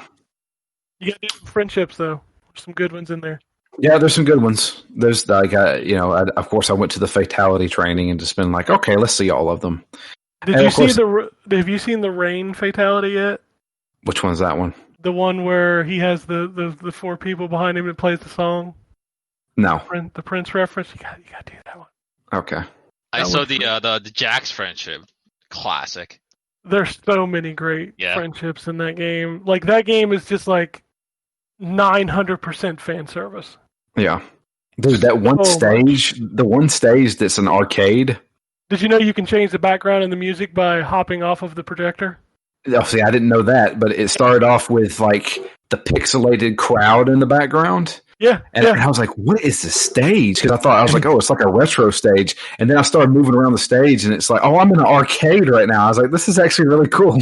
Yeah, if you do like the interactive jump off of the projector, it'll change the background to a different classic Mortal Kombat stage. God, those guys are so good. They are the best at what they do. Yeah, those guys are so good. Like NetherRealm, I feel like people don't give them enough credit. I think people like to crap on NetherRealm for some reason. Yeah, I've never figured it out. Like, so many people have, Not like, Japanese.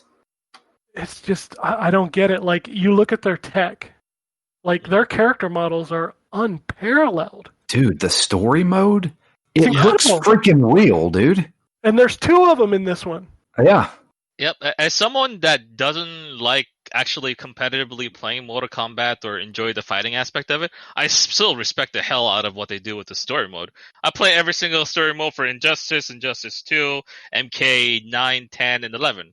Just for the story mode. I'll play the story mode, finish it, just be done with it, and just put it out. Like I'm watching a movie, and I really enjoy that experience. And I don't know why people don't give them the credit that they deserve for that, man. It's like the best production value for story mode ever. It's awesome. Yeah, I have no idea why they don't get credit, because their facial capture on their characters is ridiculous. It's insane. Mhm. It's crazy. Yeah, but that game is jam-packed with stuff. Yeah, for sure. John Rambo is in that game.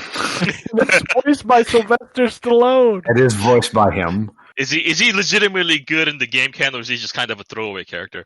He's actually not bad. Dude, Yeah, nice. That's the thing. It's like there's no bad characters in this game.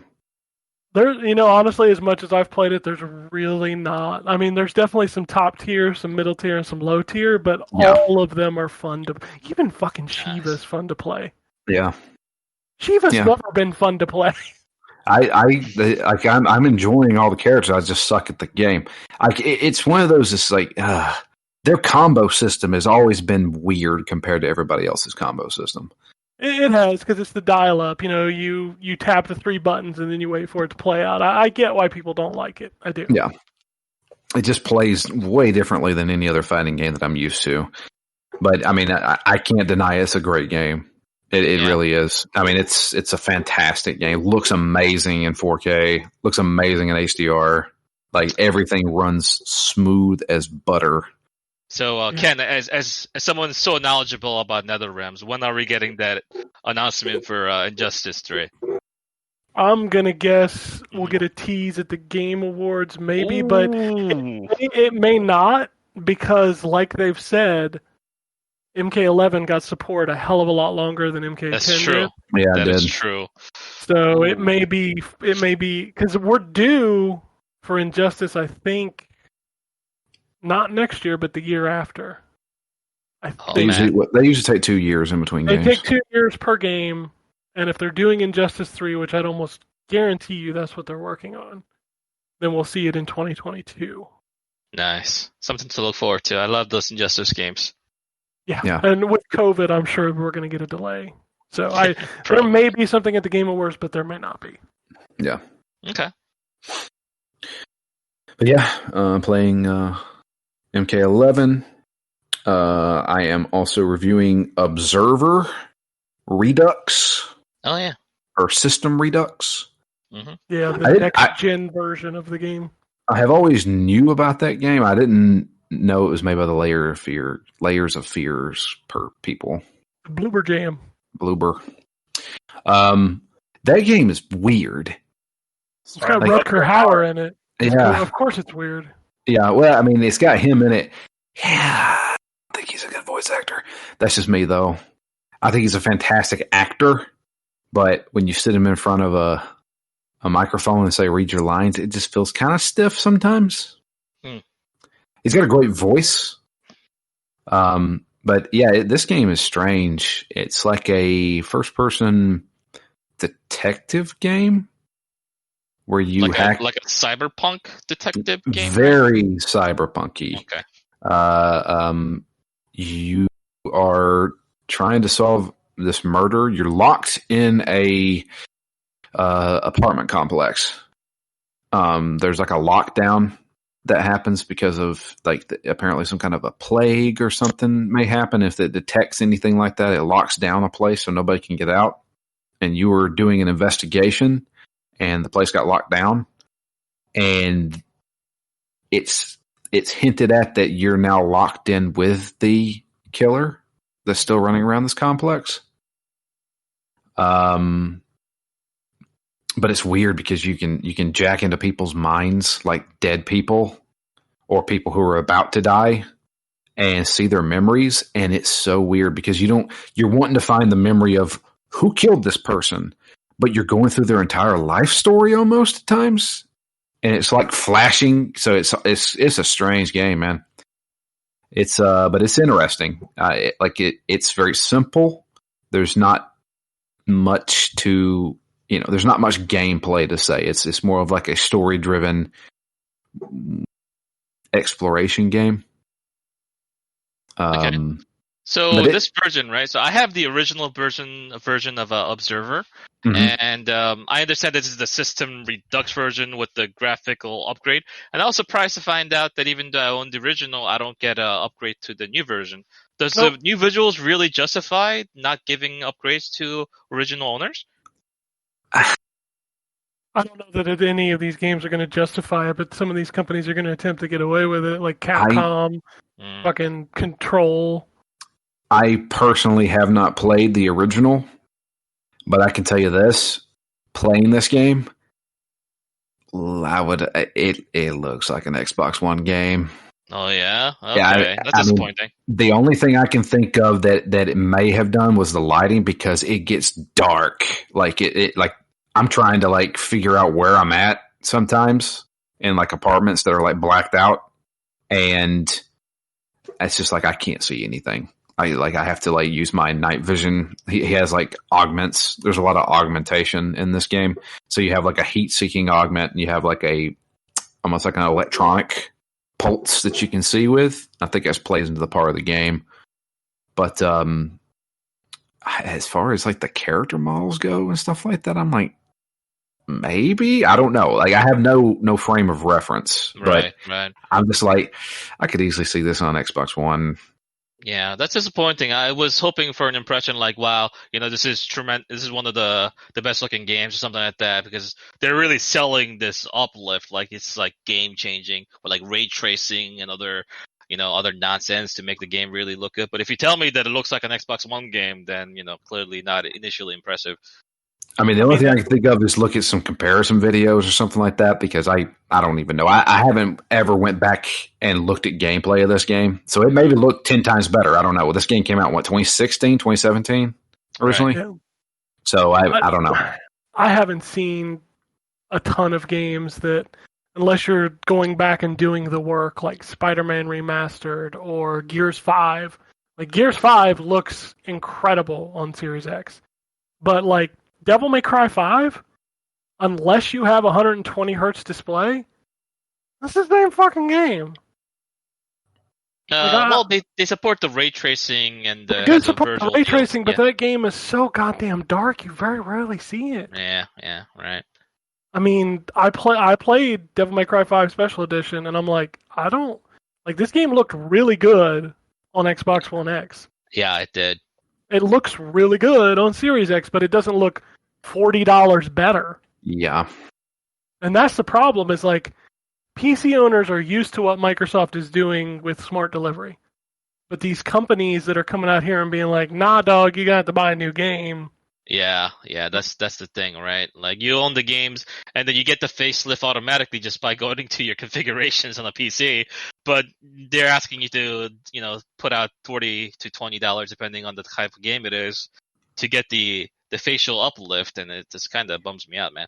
Yeah, if you're gonna charge me, you better damn well make it worth it. And so far, the only ones I've seen that are worth it are, like I said, Gears 5 looks incredible going up res. And getting the texture. Like, they actually went in and did the work.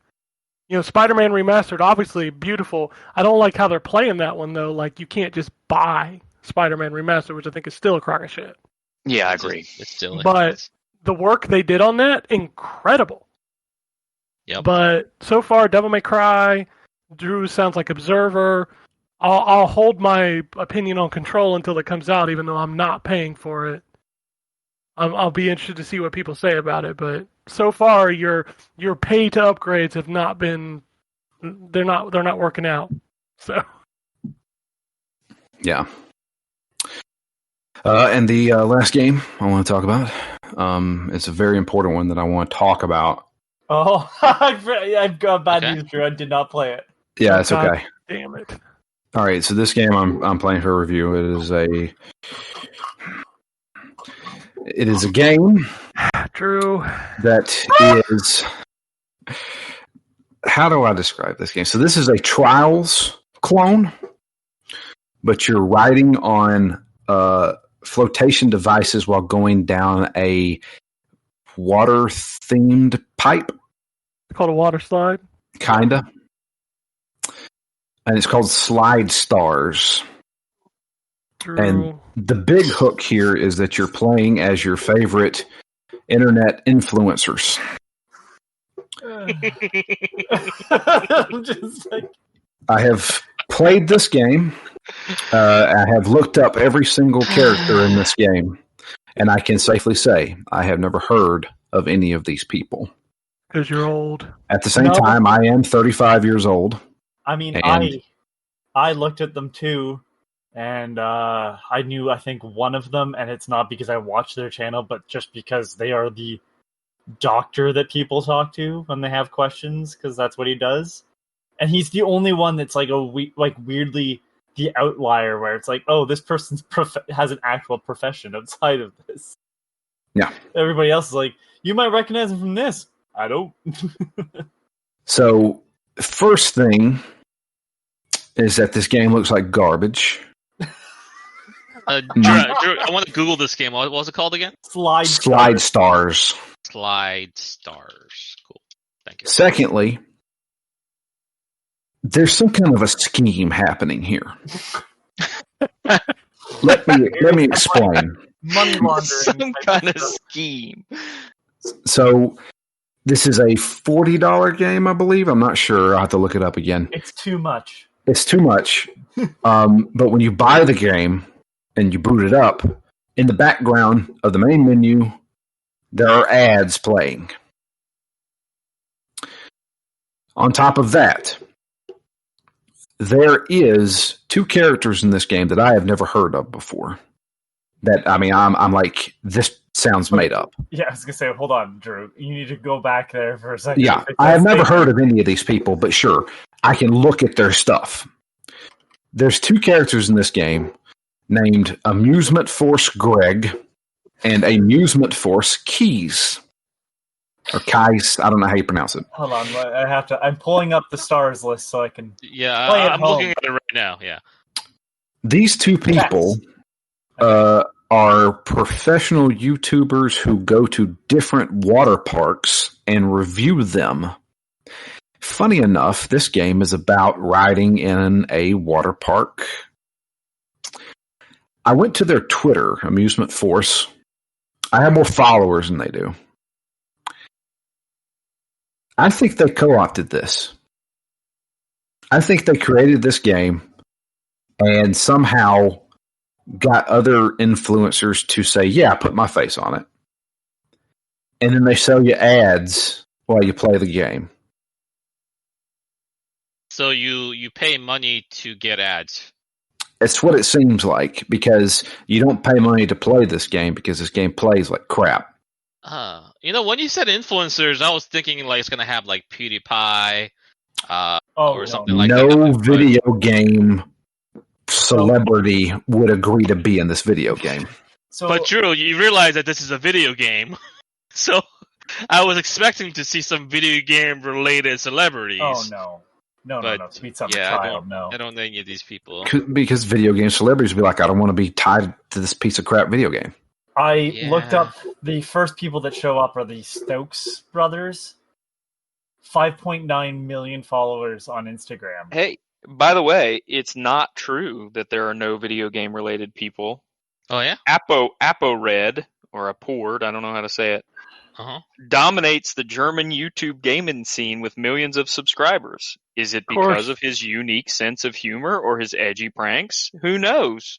Is this What an we do know is this is an that AI this- generated article? What? Is this an AI generated article? No, this is on their website. What we do know is that this fashion-driven video producer and rapper, his biggest passion is to combine gaming with making people laugh. Let me read that sentence one more time.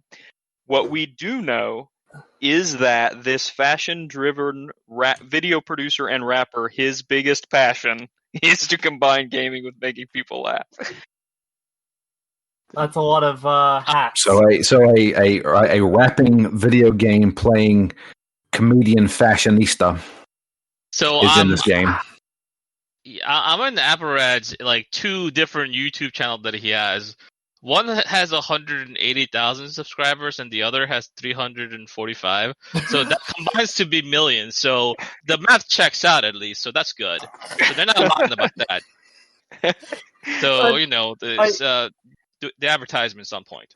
I spent more time on this fucking Alan Stokes. I'm like, I scrolled down to see, like, is there any mention of this video game on the Stokes brothers Instagram? No. Like, they're not even acknowledging it exists. Maybe these people don't know. What even compelled you to review this game out of nowhere, Drew? With your own money, no less. No. No. Wait, what? You paid No. for this? For it. No. David, stop it. Now, Ken said, "Hey, I got 2 games to review, and they both suck. Which one do you want?" And I said, one of them was called Slide Stars, so I looked it up and I said, influencers, I want to tear into that one. And I have Speed 3 that I still have to start up. So, yeah. Wait, Slide Stars. Speed 3 based on the movie Speed 3? No. Okay, damn. I'd have a better time. Okay. Is there a Speed 3? Was there? I know I thought it there's was a just Speed 2. 1 and 2. Probably a direct-to-DVD Speed 3, Yeah, I'd probably. almost bet. Yeah. Probably. Oh my god, yes there is. Yeah, hell yeah. What's the subtitle? Oh no, there is not. Never mind. Oh. I am wrong. There's A glacial fortress. The Glacial Fortress. Speed 3, The Glacial Fortress. There's an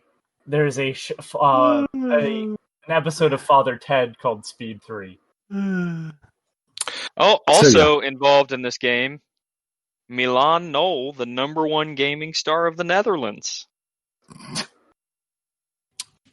Okay. Well, all we're saying is that you got to do your research when it comes to reviewing masterpieces like this, Drew. So make sure you dig deep, do your research on each of these individuals, watch every one of their videos, like all of their Instagram posts. Make sure that you're really integrated. Smash with their that like lifestyle. button. Exactly. Subscribe, baby. So I most certainly at least looked up every single one of these people. And because they also, in the character select menu, when you select a person or hover over them, it gives you their Twitter handle, their Facebook handle, and their Instagram handle. Of course. So you can look them up real easy. You don't need Instagram anymore. You can just fleet all over the place. That's true. But yeah, it's fleet. Glad somebody got the reference. Thank you. goddamn. It makes me feel a lot better knowing that like Nickelodeon Racers 2 just had JoJo Siwa, and I knew who she was, and I was like, this seems to have some reason that I don't fully understand. Dude, Slide Stars ain't getting no Masked Singer level celebrity appearance. Yeah, fair. We just gave it more time than they probably spent to development. Yeah. Probably. Yeah. Could you just paint over Line Rider and like let's throw that out as a game? Okay, called Slide Stars. So Slide Stars is really it's a Trials clone. It is. I hope the physics are janky. The problem is that there are parts of the levels that force you to go forward, and in Trials they didn't do that. So you could take your time and try to make these jumps properly and stuff like that. And also, if you fail in Trials, instant restart. In this one, it's about a 2-second delay. After doing that about 10 times, you're like, I don't want to play this game anymore. So I don't want to play this game anymore. And so I got to write a review of this. And, well. Yep. Sorry, Amusement Force Greg. I will not be bamboozled today. Oh, this is funny. I have to keep the comedy going, but I was going to cut in and be like, when Drew as like, and I haven't played anything else. I'm like, well, I was like gonna throw it a Halo killer, so I decided to look up what other Halo killers there were, and it brought me to Quora, and where someone was asking, was there ever a successful Halo killer? Now, what they wrote is not what's interesting. In the first related question is, does Master Chief ever have sex in the Halo franchise? Oh, that was a joke back in the day. Everybody always forgets the best Halo killer, though, was Tribes. Remember one back? Tribes, yeah. Oh, yeah. Said, goodbye, Halo. Say goodbye, Halo. Oh yeah. I'm going to the bargain bin. That's why. Jeez. Good old Tribes. Oh, man, that game was... Ugh. Oh, Drew. I rarely get a time to talk to you these days on Discord like this, so I got to bring something up before you're done with your games here. Sure. I heard a lot of good things about the Supernatural series finale. Can you tell Shut us a your little bit mouth. about that? Shut your mouth. Can we talk No. just a little? No, I haven't seen it. We haven't seen it. You haven't seen it? Oh, I thought it's been out. Okay. No. Just happened last Thursday. It happened Thursday, and I'm waiting for it to hit Netflix so I can watch it all at one time. Yeah, I'm waiting. Okay. I look forward to hearing your impressions, both of you. I have actually watched the first. What they put up? 13? 12 episodes. Well, I watched the first 12. I haven't seen them. I own them. I just haven't watched them. Yeah, I'm going to wait for it to hit Netflix, which is usually about 2 weeks after it airs. Okay, So I'm gonna cool. power through it. I stopped following Jarpad on Twitter because I didn't want to hear anything. So Yeah. All right. Good. Hey, the good thing is Jensen Ackles is going to be on season 3 of The Boys. are you gonna watch Walker Texas Ranger with No. Jarpad? No, I'm not. What? You don't want to see Sam Winchester in a cowboy hat again? No. Yeah, he's gonna be the new Walker Texas Ranger. You didn't know that? Who is? Jared Jared Padalecki, Padalecki, the Sam brother from Supernatural. I did not know that. I did not Yes. know there was going to be a new Walker Texas Ranger. Yep. And like Drew Yep. said, Jensen's going to be on The Boys as He's- what's As a superhero. Soldier something? Soldier Boy. Soldier Boy. That's right. Yep. Not Soldier Boy, but Soldier Boy. Not Soldier Boy, tell him. Different one. All right, Drew. Anything else? Nah, that's. I mean, all right. I will mention because I did review it this week. Pikmin 3. Yeah. Pikmin 3 is a It's a good great game. game. Okay. Pikmin. All right, so I'll put it this way: Pikmin 3 is a great game, but I experienced everything I need to experience from Pikmin with that game. Yeah, you So- only need to so- play one. If they make a Pikmin 4, they need to change it, They won't. but they won't. So there you go. I'm very disappointed in you, Drew. The first time we play Overwatch in like 6 months together, and you don't even mention it. Oh right, we played Overwatch together last night. Last night. Yeah, last night. Last night. It's good to know that 15 years that I've come back that you guys are still talking about Overwatch. That's always I nice. mean, we're still playing it, Jay. We still play Consistency. it every day. The fact that the first game that Ken loaded up on his shiny new Xbox Series X was Overwatch made me equal parts disappointed and comforted at the same time. So I mean, I had to, right? kind of. You It's kinda like can't. I Also, didn't play, I'll be fair, I didn't play a game. I went into the training mode and shot a couple bots and then left. I just wanted to boot it up first. I have to give it to him though. Overwatch looks fantastic. In HDR. Absolutely. Yeah. Holy crap. That auto HDR is real nice on Overwatch. Yes, it is. But yeah, we played Overwatch. We got our asses handed to us. Drew was dragging me down into bronze last night. Oh, listen to you, sucker. How many? I was the one getting the cards every freaking match. I got the only play of the game we got. That's a lie.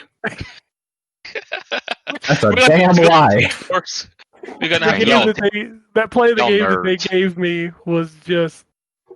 That was a joke. It was a joke. You killed 2 people. I know. I was like, why did you give that to me? Well, boy, that game must have been terrible. It was terrible.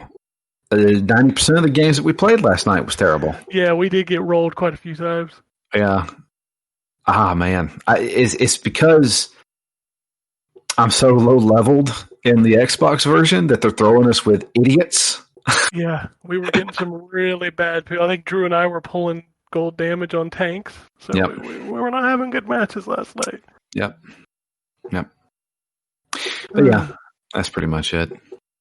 All right, well, I will go as fast as I possibly can because, wow. I'll blast through the indie games real quick. I played Star Renegades. That game is equal parts neat and confusing.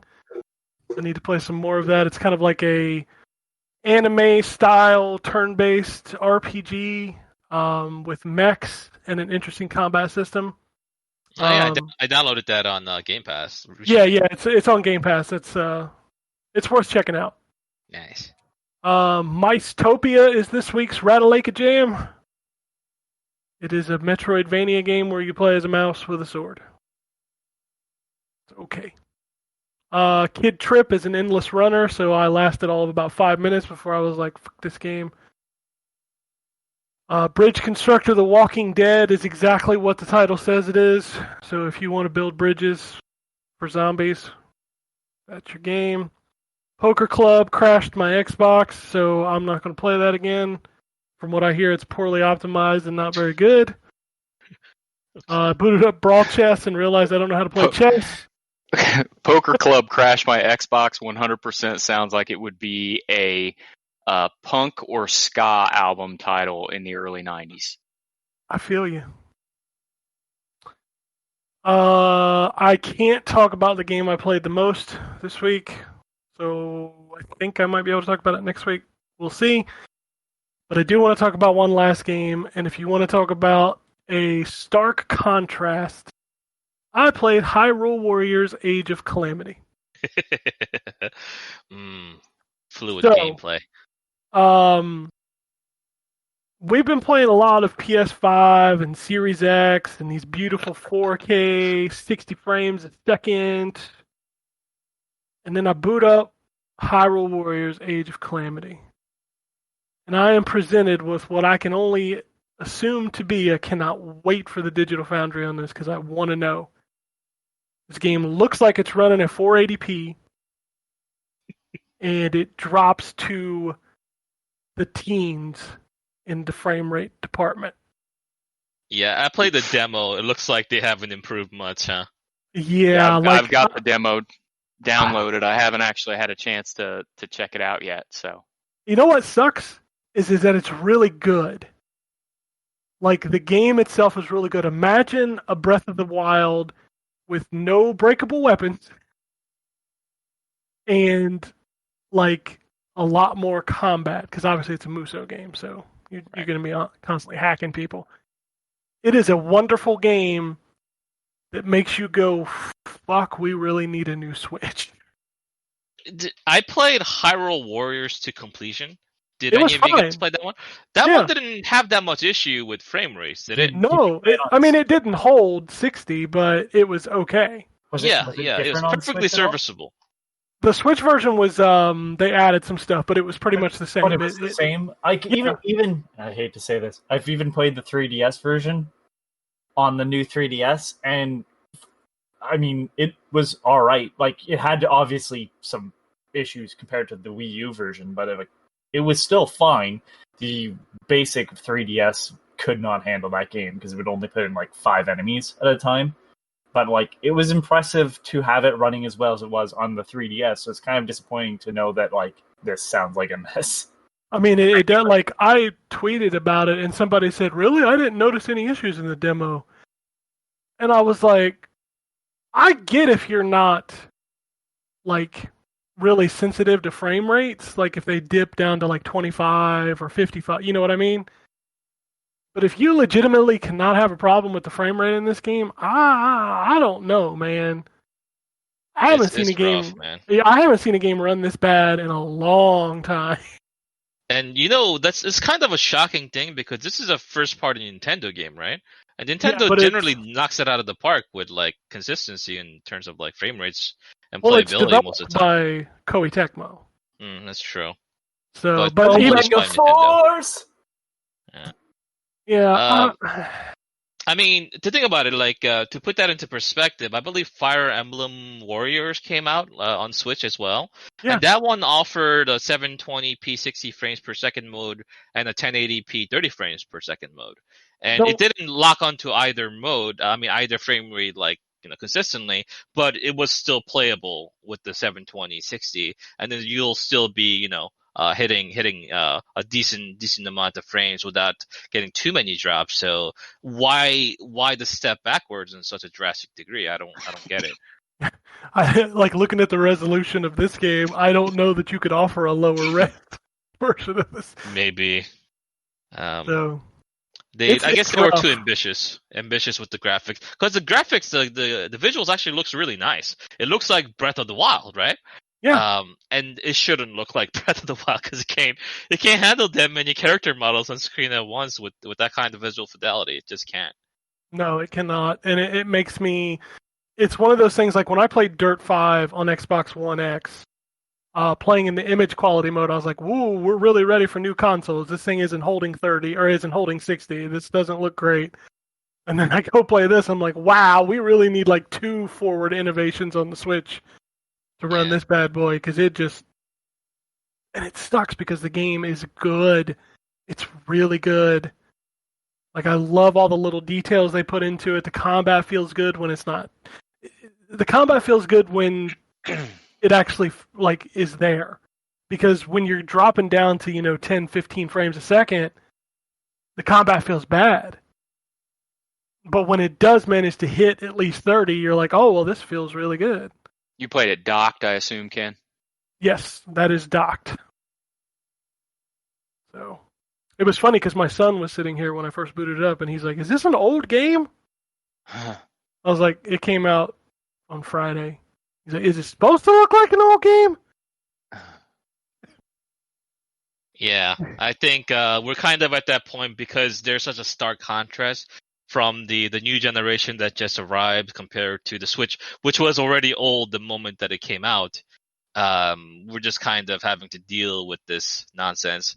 It sucks because I've said it 100 times before. Make the game look worse. I don't care if it looks more pixelated and jaggy. Just make it run at a solid 30, or if you're being ambitious, try for 60. But 30 is more reasonable to say for a new release Switch game like that. So do that. Don't shoot for the stars and go for visuals that look really nice on screenshots, and then you're gonna end up playing a fucking slideshow.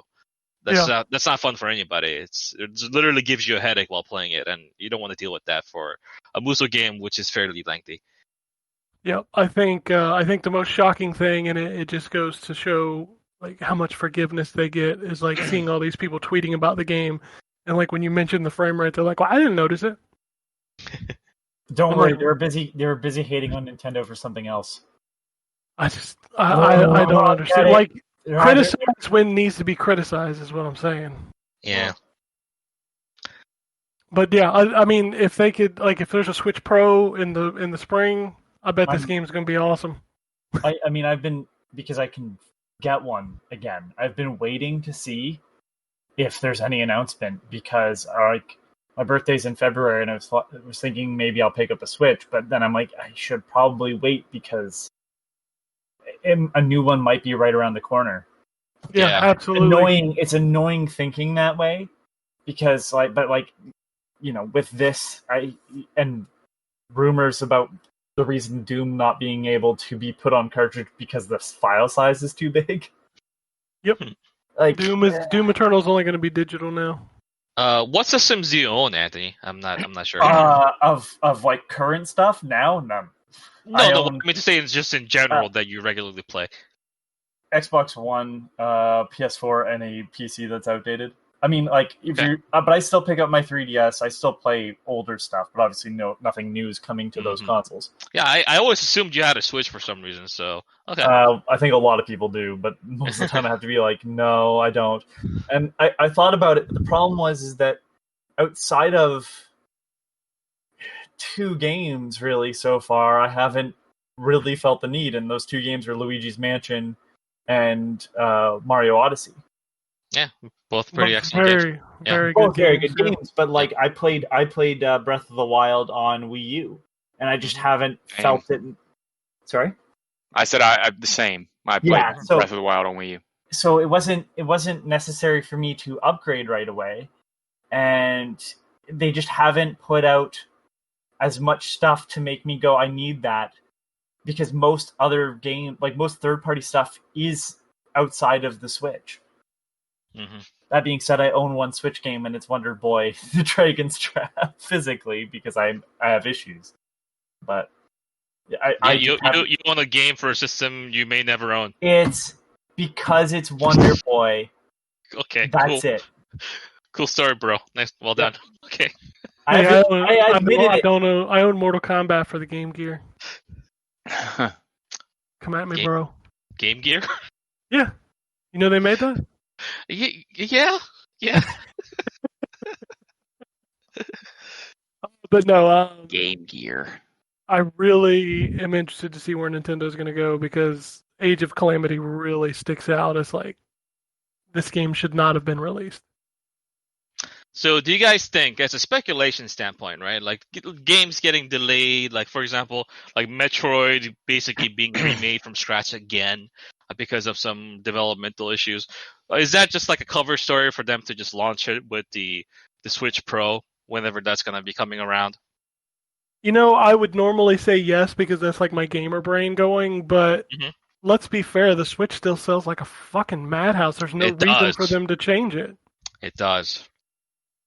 Also, So business-wise, it would be stupid for them to release a console that, if it's not just like you're splitting your development there, like they did with the new 3DS, and that bit them in the ass. So the question is, do they do that again?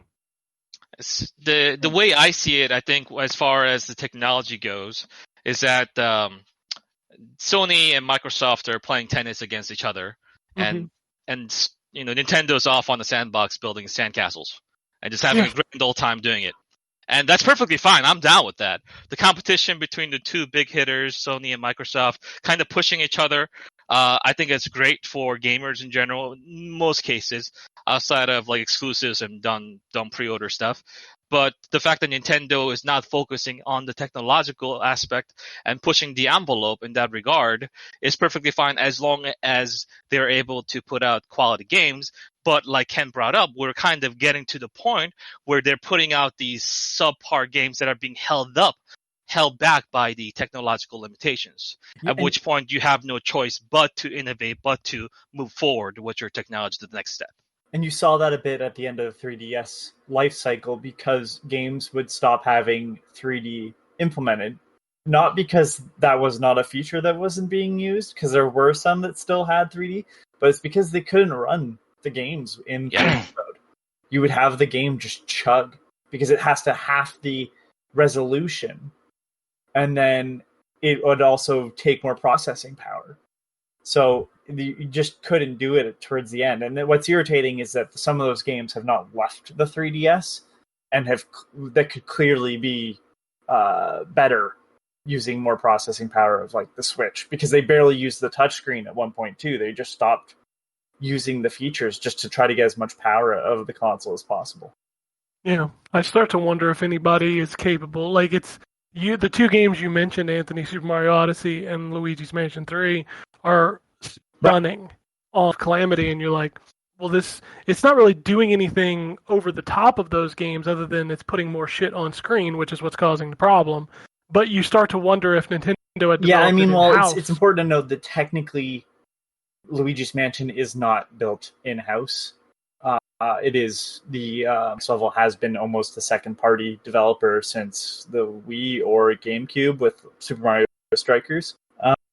This time, third parties like 1 and 2, but we've been hearing stuff about Metroid forever, and it's just one of those things where I think Nintendo just doesn't necessarily know what to do with it at times. I don't think I'll speak for everybody in the gaming world when I say I wish there was a Nintendo console with the specs of the Xbox Series X. I'd settle for a console with the specs of an Xbox One.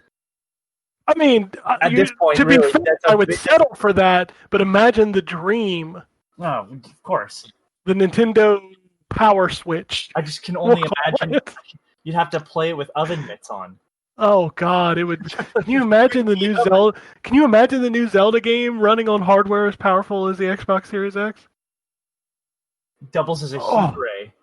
Oh. Melt other people's faces off. It has to exhaust so much. Let's go through the news because it's Thanksgiving week, y'all. Which, by the way, everybody stay the fuck home. Mhm. Don't go to Thanksgiving. I know everybody wants to see their family, but come on, it's By getting crazy. the way, out there. you're all invited to my Super Shredder event, so I'll shoot you guys the address in a minute. So, okay, go on. I will Super Shredder decline. event. Super Super Shredder. Well, you know what, Ryan? The plan has changed. This is now a Super Shredder event.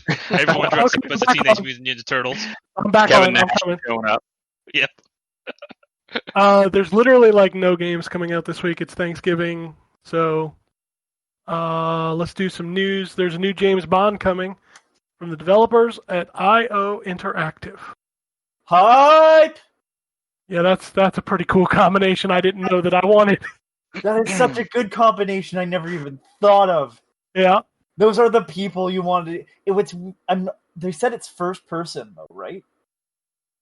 I didn't read the story. I just saw the headline. Pretty sure it's said to be first person, which is not really what they do, but I'm okay with it still because, like, I mean, Hitman does have first-person modes that you can toggle on and off, so they have Yeah. some experience. But that's a good combination. I like it. yeah, it's a great one. I'm surprised I'm seeing any James Bond game, to be honest. And I'm wondering, are they going to do their own version if it's going to be like a origin story? Or are they going to really don't do know. Daniel Craig looking James Bond? Because I would prefer if they try to not connect this to a movie. They shouldn't. They should do an original thing, yeah. As we mentioned earlier, the Spider-Man remastered save transfer is now live. You can go download Nice. 63 gigs to transfer your save. Here's one that'll drive the OCD in me crazy, and I didn't notice it until somebody pointed it out. If you look at the top of your DualSense controller, the Sony logo is off-center from the charging hole. Yep, it sure is. But Ken, what does it mean? There's an extra letter in there that you don't know about. You just can't see it. That's a very Kojima thing for you to say. I know. What else is going on this week? I know that Steam has added support for the DualSense controller, so you can now sync that bad boy up. Haptics and feedback is not available yet, though. So. Okay, I'll have to plug that in. Which, by the way, I really like the DualSense controller, but I do have to say that haptics have not really been working out for me. The impulse triggers have not really been my cup of tea outside of Astrobot. I haven't really had any issues. Obviously, Astrobot being the ridiculously great tech demo that it is, it works best there. But playing like Demon's Souls and stuff like that, feeling like the impact when I'm like hitting a wall and getting murdered by enemies who my weapon bounces off, it's like, yeah, it doesn't bother me, but it makes me slightly more engrossed in the game. So I was like, yeah, okay, sure. I'll tell you what, I don't like it in driving games. Oh, like because Dirt. Which game? Okay. The Dirt 5. So Okay. like when you're pulling the gas, like it actually has a resistance button. And at first you're like, oh, this is neat. And then you start trying to take the turns where you kind of got to feather each one, and it doesn't feel right. It's like you got to put too much into it for minimal gain. Right. Yeah, that definitely needs to be tweaked if that's the case.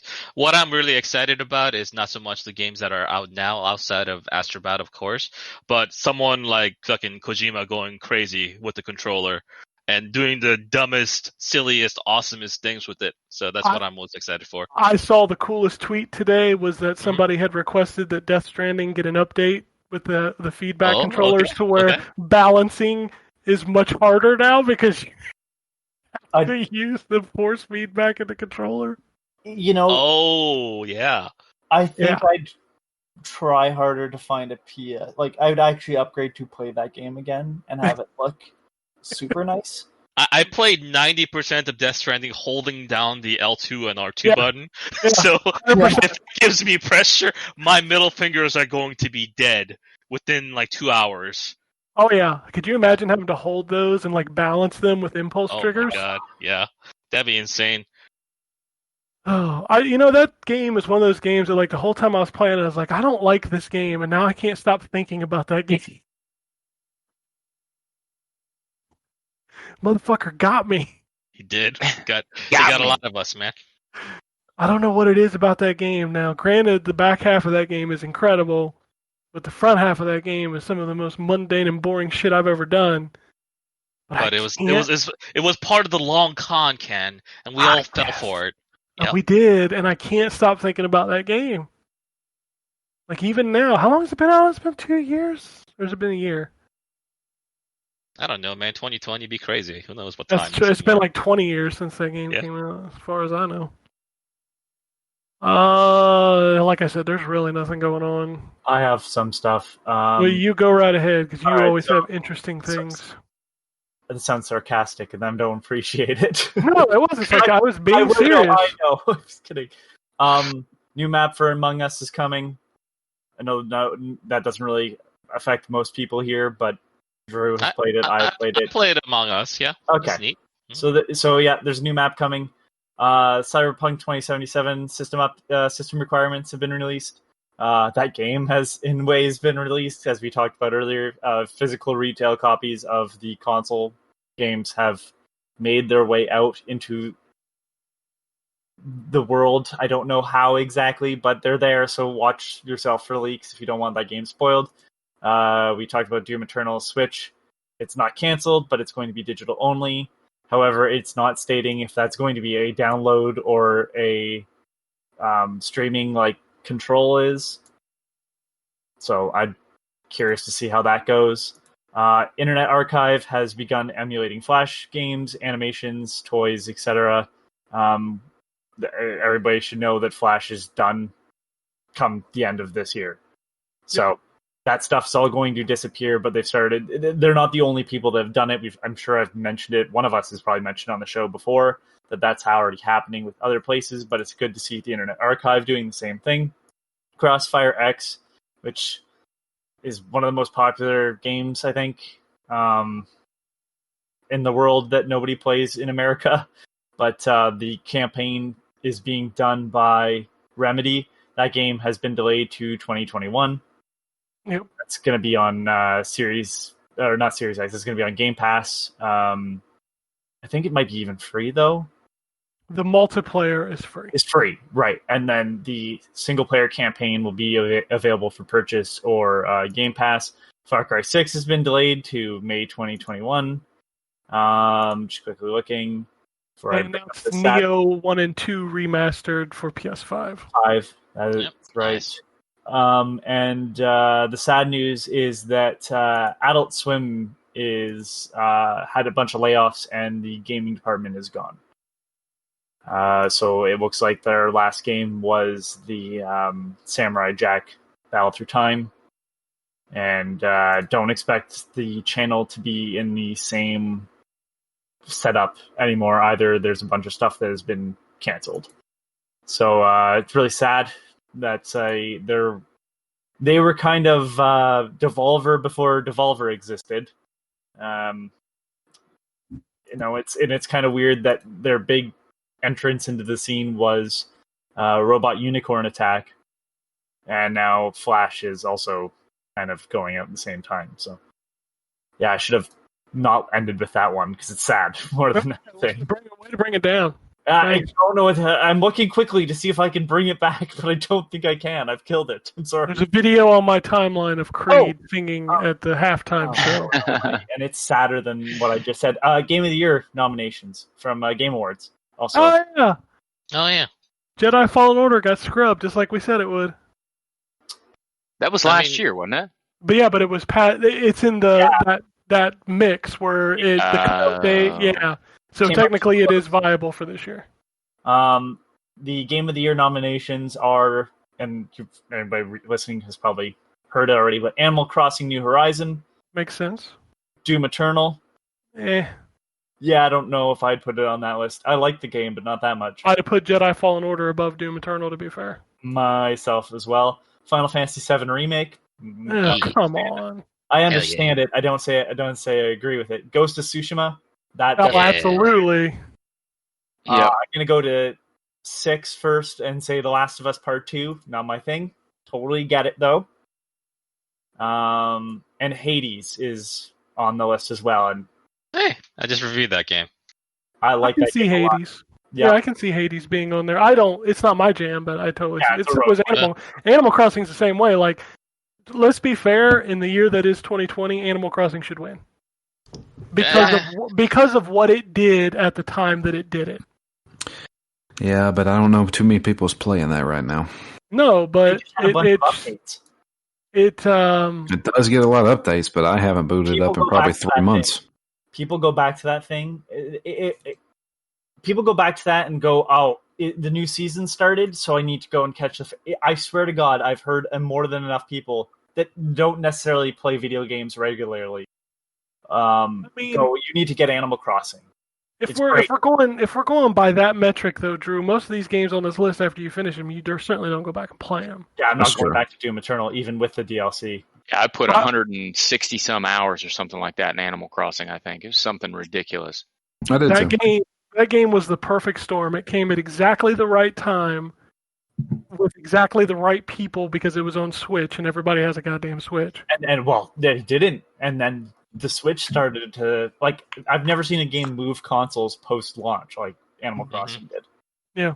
I mean, if there is a game that describes the best of 2020, it's probably Animal Crossing. Now, my pick out of that list would obviously be Ghost. Yeah, mine too.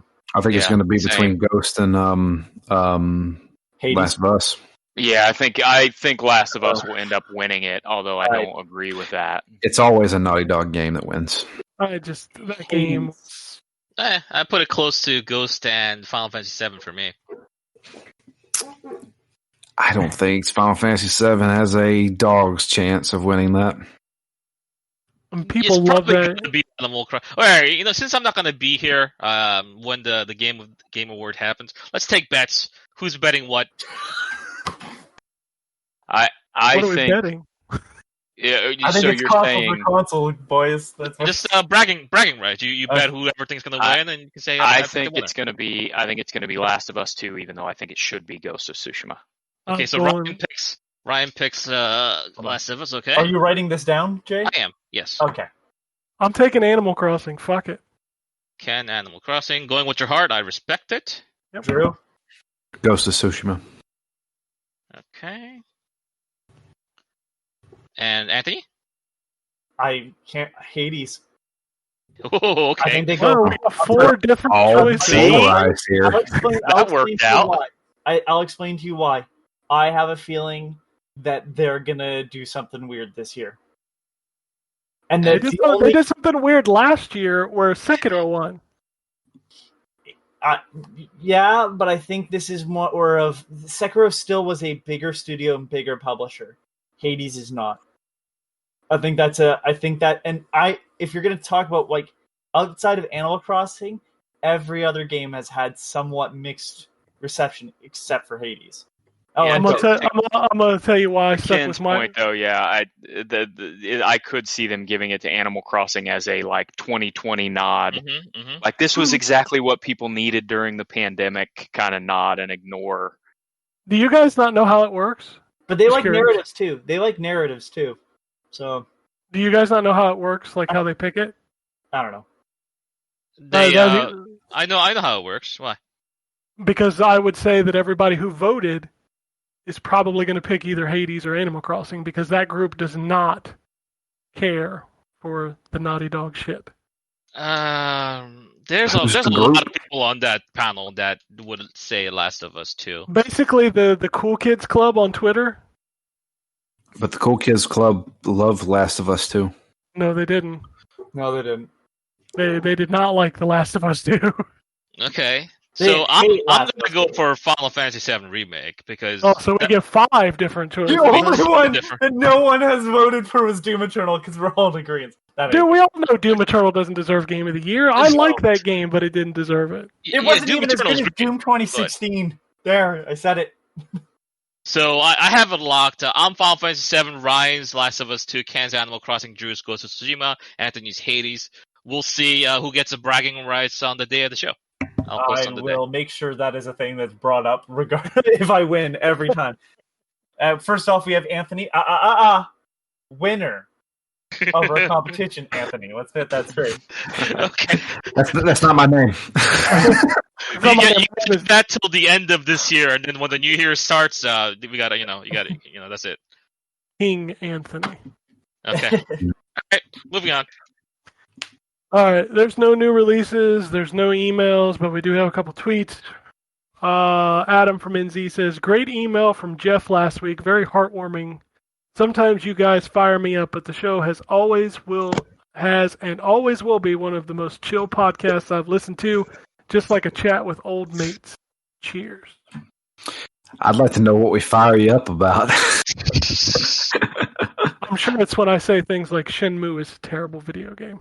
I would concur with that.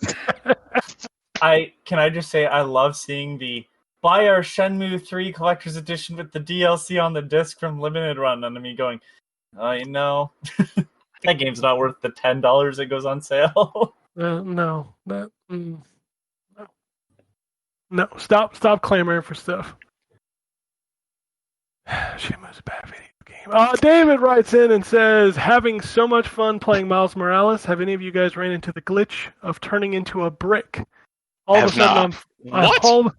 a sudden I'm flying around as a brick. I laughed. My son was confused. Reloaded from checkpoint. Was fine. Yeah, there's awesome. like a collision glitch where sometimes Miles will turn into stuff. And so Yep. I've seen clips where he's turned into a garbage bag. Clips obviously with the brick, that was the one that got the biggest attention, I think. And then another one where he was a garbage can. That's What does it pretty good. look like if you fight, guys? These are great. I've only seen them swinging. I haven't seen them fighting. Oh man, I want to see it fighting. I want to see a brick fighting It's just things. a trash can swinging through the city. Oh, this is great. I wish that was like a mod. Yeah. Like, Well, just- they may add it in now. They've gotten so much press about this glitch. They totally should add in Miles. Yeah. Oh yeah. Swinging By the around. way, Miles has way better costumes than regular Spider-Man. What's up with that? Oh yeah, his costumes are sweet. Yeah, so nice. Especially the one that's like got the like Daft Punk helmet. Yes. Spider-Man yes, 2020. So nice. Mm-hmm. I was rocking He's got that for a while. For anybody who hasn't seen it, he's wearing like a kind of like a leather jacket, but then he's also got a like a helmet with a flat face piece on it that's got LED like lights on it, and so his actual eyes in it are LED lights, like I said, like it's a Daft Punk helmet. It's really really cool. And of course, the one with Spider-Cat in the backpack's awesome too. I haven't unlocked that one. I'm desperate to unlock it. I don't know how do you do it yet. So I'm waiting. That's You you gotta got to beat the game. Yeah. Oh, okay. I'm on it. Yeah, you got to finish the game, and then there's like a little side mission. It's really not a side mission. You just go to a place and then you unlock it. Isn't it called the Bodega Cat? Yep, Bodega Cat. Oh, And you know what the Bodega Cat's name is for anybody who hasn't seen it yet? No. Spider-Man. Oh, is that from the side mission? Yeah. Okay. Yeah, there's the cat's name is Spider-Man. And so it's funny because Miles is looking for this cat and he keeps going, Spider-Man, where are you, Spider-Man? So, maybe I'm the only one who thought it was funny. No, I thought it was hilarious, right? I got the same response as when Ken last week was like, the DLC. I love that the DLC's called DLC, and then I got nothing. Nothing. We've all been around each other long enough that nobody has to pity laugh for anything. No. It's like, yeah, it wasn't funny. Move on. Move on. Real Shogun Beat says, I love my Series X, but I'm having a hard time finding something new and shiny to play on it. MK11 looks amazing, but I've had a lot of issues getting it to work. Mainly having it on an external drive and moving it over to the system. Downloaded another copy of the same game. Smart delivery works, but the system seems confused by which version it wants to launch. So I had to format my hard drive, re-download the version that was on the system, and in order for it to work. Also waited to start Witcher 3 on the SX, and it's kind of boring starting off. it takes some time to get the ball rolling for sure. When you get introduced to the various game mechanics and stuff like that. So that entire first area is a literal tutorial. So I understand that. May I recommend Yakuza Like a Dragon as well? I'm sure Ken's talk about it. It's certainly my favorite game on the Xbox right now. Xbox/PC. PC I'm playing it on, and man, that game, the characters, the story, it goes places, and I really enjoy it. And the combat's not bad. It's not revolutionary, but it's not bad. Yeah, I really like a Dragon, and it'll be on my top 10, but I'm kind of curious where it's going to land this year. Yeah, it's going to be in my top 10 too. It could definitely be very high because that game is just when you think you've seen all the stupidity that game's going to throw at you, it throws something you completely did not see coming. Those summons that you have, Ken, are some of the best things in gaming. Oh my god, I loved it at the beginning when you first got the pigeons. I was like, this is cool, and then it just gets better from there. Yep. Holy shit, that game. If you've not played that game, you need to play that game. But that's it. I have it sitting here, waiting for the time I have time. Dude, that game is fucking huge. Yeah, I know. My controller my system has went into sleep mode. The cutscenes are so long in that game. Well, that's not good. Shouldn't go in sleep mode. The screen dims. Yeah, I'll be sitting there watching the cutscene and the screen dims. I'm like, oh, that's right. I need to move my controller. Yeah, I've had that happen too. Oh, but they're so you don't want to skip them because the characters are so good. They are. They're really compelling, multi-layer characters that go through the craziest, dumbest, awesomest things ever. There's so much shit in that game. Fucking go-karts, the fucking can races. I 100%ed the whole sweet shop thing where you just make tons of money by selling and reselling values and stocking your stores up with employees and stuff. I'm generating 3 million yen per round when I'm doing it now. I broke the economy of that game and I love it. It don't matter. That's the thing about that game is that none of it matters. Just do the dumbest shit and break it, and it's still just so much fun. I didn't think they could make a character as interesting as Kiryu again, and I really like Ichiban. As much as I loved Kiryu, I think a lot of people will say that Majima is more interesting as a character, and I would agree. Kiryu is kind of a straight man, and he does things kind of following his own set of code. But Ichiban has this sense of enthusiasm and love of life that's really infectious. You just can't help but root for the guy. And the fact that how he interprets fighting as kind of this whole Dragon Quest battle, and the way he levels up and perceives the world as people these characters being his party members and the enemies being these NPC monsters to slay and stuff like that. It's just so charming and so much fun. This is awesome. Yep. Play that game. Incredible. But that's it for the show. If you want to send us an email, shoot them over to podcasts@ztgd.com. If you want to tweet at the show, it's at N4G Podcast. If you want to follow us on Twitter, Drew is at Drew Leachman. Ryan is at Wombat RP. Jay is at Bodyside J. I am at ZTGD, and you can follow the site at ZTGD Content. Phoenix Down, what is up next? Sunset Overdrive is done. We're going to take the week off for Thanksgiving, and then me and Matt are going to be doing a co-op playthrough of Dead Space 3. Nice. Yeah, that game's not terrible in co-op. It does some interesting things. Yep. And you can now play those games on everything. Yeah. What? So, it's on still the worst Dead Space game, though. Yeah, it's on Game Pass now. You can play Dead Space. We're actually playing the PlayStation 3 version of that. Oh my, I apologize. Yes. Oh, I guess it was free. Okay, fair enough. Yep. But no, as Drew mentioned, everybody have a wonderful Thanksgiving. Stay home. Don't visit friends and family. And be safe out there. I know it's holiday time, but I don't know about where you guys live, but where I live, we're in a very, very heavy spreading of that virus. Yeah, we I'm very close to Toronto, and Toronto is in lockdown again. Yeah, we've got curfew right now. 10 p.m. is. Well, that wouldn't help me working nights, but they've locked down Toronto, which just means everybody in Toronto then drives to where I live and other places, and then spread the virus. Good job. What a stupid, stupid plan. Also, make sure to wear a mask when you cave in that fucking other customer's skull for that waffle iron for $2. Nobody buys waffle irons. I don't know what fucking appliances people fight over, but every year it's like something stupid. It's never a TV. It's never a TV where I see like people literally fighting over. It's like, oh, this waffle maker. It's like, really? Oh, speaking of Black Friday, I saw a post by GameStop on their new Black Friday ad. They're gonna have PS5 and Xbox One X consoles available at 7 a.m. So I know there are gonna be people that's gonna be lining up to try to get those to GameStop, and that was just a poor move by GameStop, in my opinion. You probably shouldn't have done that. Now people are gonna be waiting outside in the cold.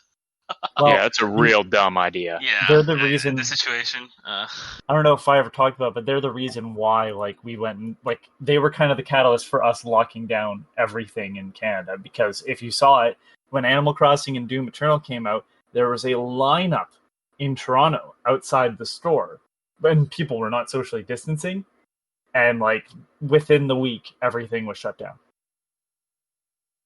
That's how bad it was. Man. Yep. It's ridiculous. I don't understand. I get the cabin fever, I do, but who wants to fucking die? I'm not going to raise my hand because no one would see it, but I don't want to die of this. That's what I'm saying. Is like I know that the chances of you dying, the chances of you catching it are high, but the chances of you dying are relatively low. But who wants to take that chance? Who wants to be on a ventilator? Yeah, I've seen those things. They're not cool. No. I can show you a whole lot of people where I live. Wow. Because we don't know what a lockdown is. Wow. Yeah, we've never done one. Oh God, that's awful. Yeah. No, I don't go anywhere unless I absolutely have to. I actually had my groceries delivered yesterday. I only needed like $50 worth of groceries, but I was like, I gotta get that delivered. What did you use to get your grocery delivered, Ken? Kroger's website. Oh, okay. Yeah. You can just pick it, and then they pick it, and then just deliver it to you. So I think they charge like $10, but I was like, you know what, I gotta think about this because, like, you know, I've got a family here. I got a little boy. If I take him out, he's gonna be sticking his hands in everything. Yeah, so, yeah, exactly. Yeah, play it safe. Spend the extra bit of money to be careful as much as you can, as humanly possible as you can, honestly, and that's basically all we can do. You want to hear the fun thing I mentioned on our email thread, but. So the facility that I work at is starting to do temperature checks. Guess who is involved in temperature checks? That would be you. Yep. Are they rectal? No.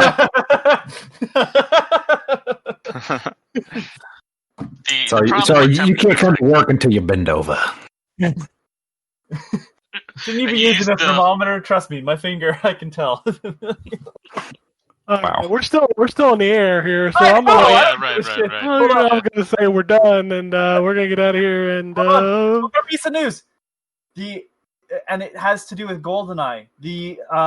They're gonna tear down the big telescope that's at the end of GoldenEye, the cradle, for fear of it collapsing. That's kind of. Did it get COVID? That's just like they say on Family Guy. Always end on a strong joke. Peace, bitch. Alrighty, and it goes something like this. Epic fail.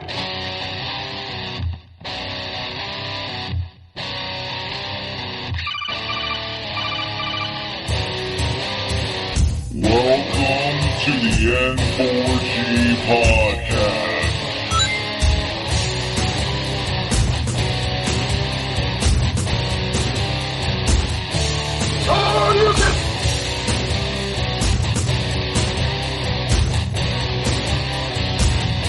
It's me, Mario! $0. This is going to be a very interesting episode. Captain Greetings, programs! I got lost trying to find my way to the secret underground N4G Radio lair. The Wombat. And I always live being angry. Killer Wolverine.